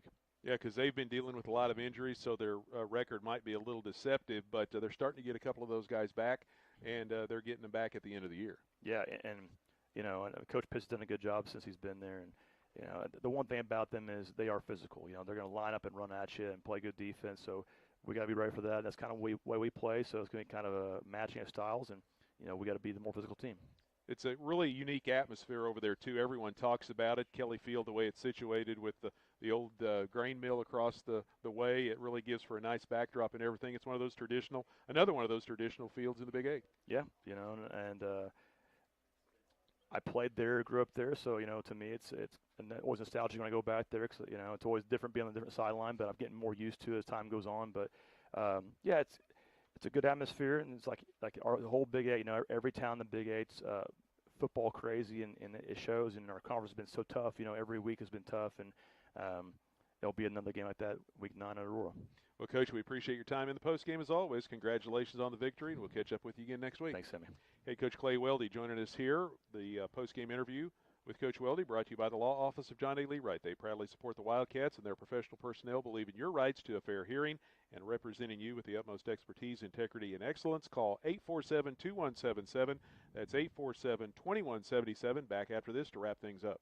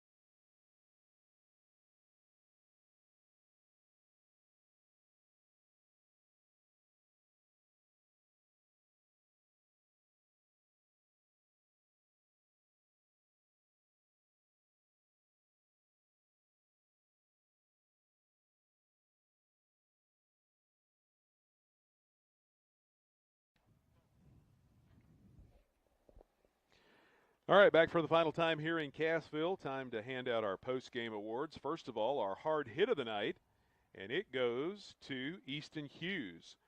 Our hard hit is brought to you by Berry County Ready Mix. For any and all of your ready mix or stone or aggregate needs, stop by Berry County Ready Mix at any of their convenient locations in Shell Knob, Cassville, or Eagle Rock. You can call their Cassville office for a free estimate at 847-3200, 847-3200. And Easton had not one, but a couple of big hits there in the first half. As soon as he had the first one, I marked down his number to remember that one, and then he had another one a little bit later, a couple of series later. There was a lot of hard hitting going on tonight in the Berry County Brawl, and Easton Hughes gets our hard hit of the night. Yeah. What the first one really stood out. He had another one over on the Cubs sideline, and he did just great game. But yeah, there was a lot of hard hitting going on out there, but he had a couple that really stood out tonight. He also very easily could have been our player of the game as well, with over 100 yards and a touchdown on the ground, a touchdown catch. And to go along with all that great defense, he also had an interception tonight. We could almost do co-players of the game, but it goes to the senior Bodie Rose. He ran for 147 yards and 2 touchdowns. He threw 2 touchdown passes. He's our player of the game, brought to you by Fast Trip at 104 South Main in Cassville. Great prices and friendly service is what you'll find at Fast Trip. Stop by today, locally owned by Mike and Anita Carr. And Bodie Rose, just one of the key pieces for the Wildcats tonight. And he has the 2 rushing touchdowns, the 2 passes for touchdowns as well. And he ends up being our player of the game. Yeah, great job running the offense, and we talk repeatedly about how hard he runs the football, and he was gimped up a little bit in this physical football game. You could see it limping around a little bit, just getting beat up. When you carry the ball like he does and you run the way he does, you're going to get some bumps and bruises. Tough kid, had a great game tonight on his senior night, and hopefully he and these Wildcats get another opportunity to play back on this field in the playoffs. Well, Cassville heads to Aurora and Kelly Field. Last year they had some great battles with the Hound Dogs over there. Were able to pick up a couple of hard-earned wins. A very physical, tough football team, the Hound Dogs, and they're starting to get healthy here at the end of the year. Of course they are. I mean, why wouldn't teams get healthy when they play Cassville? That's just kind of what happens. But, these games mean so, a game against Aurora means a lot to Coach Weldy, being from there, and it means a lot to these kids. In these games, Monett, Aurora's, the games go back a long, long way between these teams, and it'll be another physical, hard-fought football game next Friday night. And the way the district standings are right now, that game was most likely going to determine who gets the 4 seed and who gets the 5 seed and who gets the home game in week number 1 of the district. And home field advantage means a lot, especially this Wildcat team. As Coach Weldy said, they've had difficulty playing on the road. So, one of his first concerns is, can we get our guys ready to get off the bus, ready to go? So we'll see next week. But a big win tonight. Everybody's feeling pretty dang good about it. All those kids pretty fired up, and fans. But enjoy it tonight. And maybe a little bit tomorrow, but come Sunday, you better be getting Hound Dogs on your mind and get ready to go play. That's exactly right. Get ready for the next week's game. Week number 9, the final night of the regular season, next Friday night at Kelly Field. And we invite you to join us here for the broadcast on KQMO 97.7 FM and also on CassvilleWebTV.com. Well, that's going to wrap up our coverage here tonight for Wildcat Stadium. Cassville winning over Monett to take the Berry County Brawl Trophy for the 2nd year in a row. And they move on to Aurora next week. We'd like to thank all the folks here at Cassville for the hospitality, Athletic Director Lance Parnell and all of his staff. We appreciate Coach Weldy for dropping by and visiting with us here in the postgame, as he always does. And thanks to all of our sponsors for helping support our coverage here tonight as well, whether on the radio or on web TV. We thank them so very much for getting our broadcast out on the airwaves and allow us to do what we do. Without the help of our sponsors, we could not get these games on the airwaves, so stop by and let those folks know that you appreciate their support of our coverage in Cassville High School athletics. And they'll be back with us next Friday night as we close out the regular season.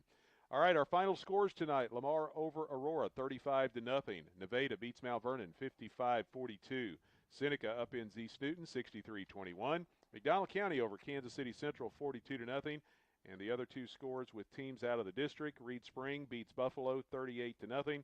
Fair Grove knocks off Forsyth, 48-13. And once again, our final score here in the Berry County Brawl: Cassville defeats Monett, 41-0. 24. Speaking for Jeremy Marple and Todd Speakman, this is Sammy Clapper saying thanks so much for being with us, and good night from Wildcat Stadium.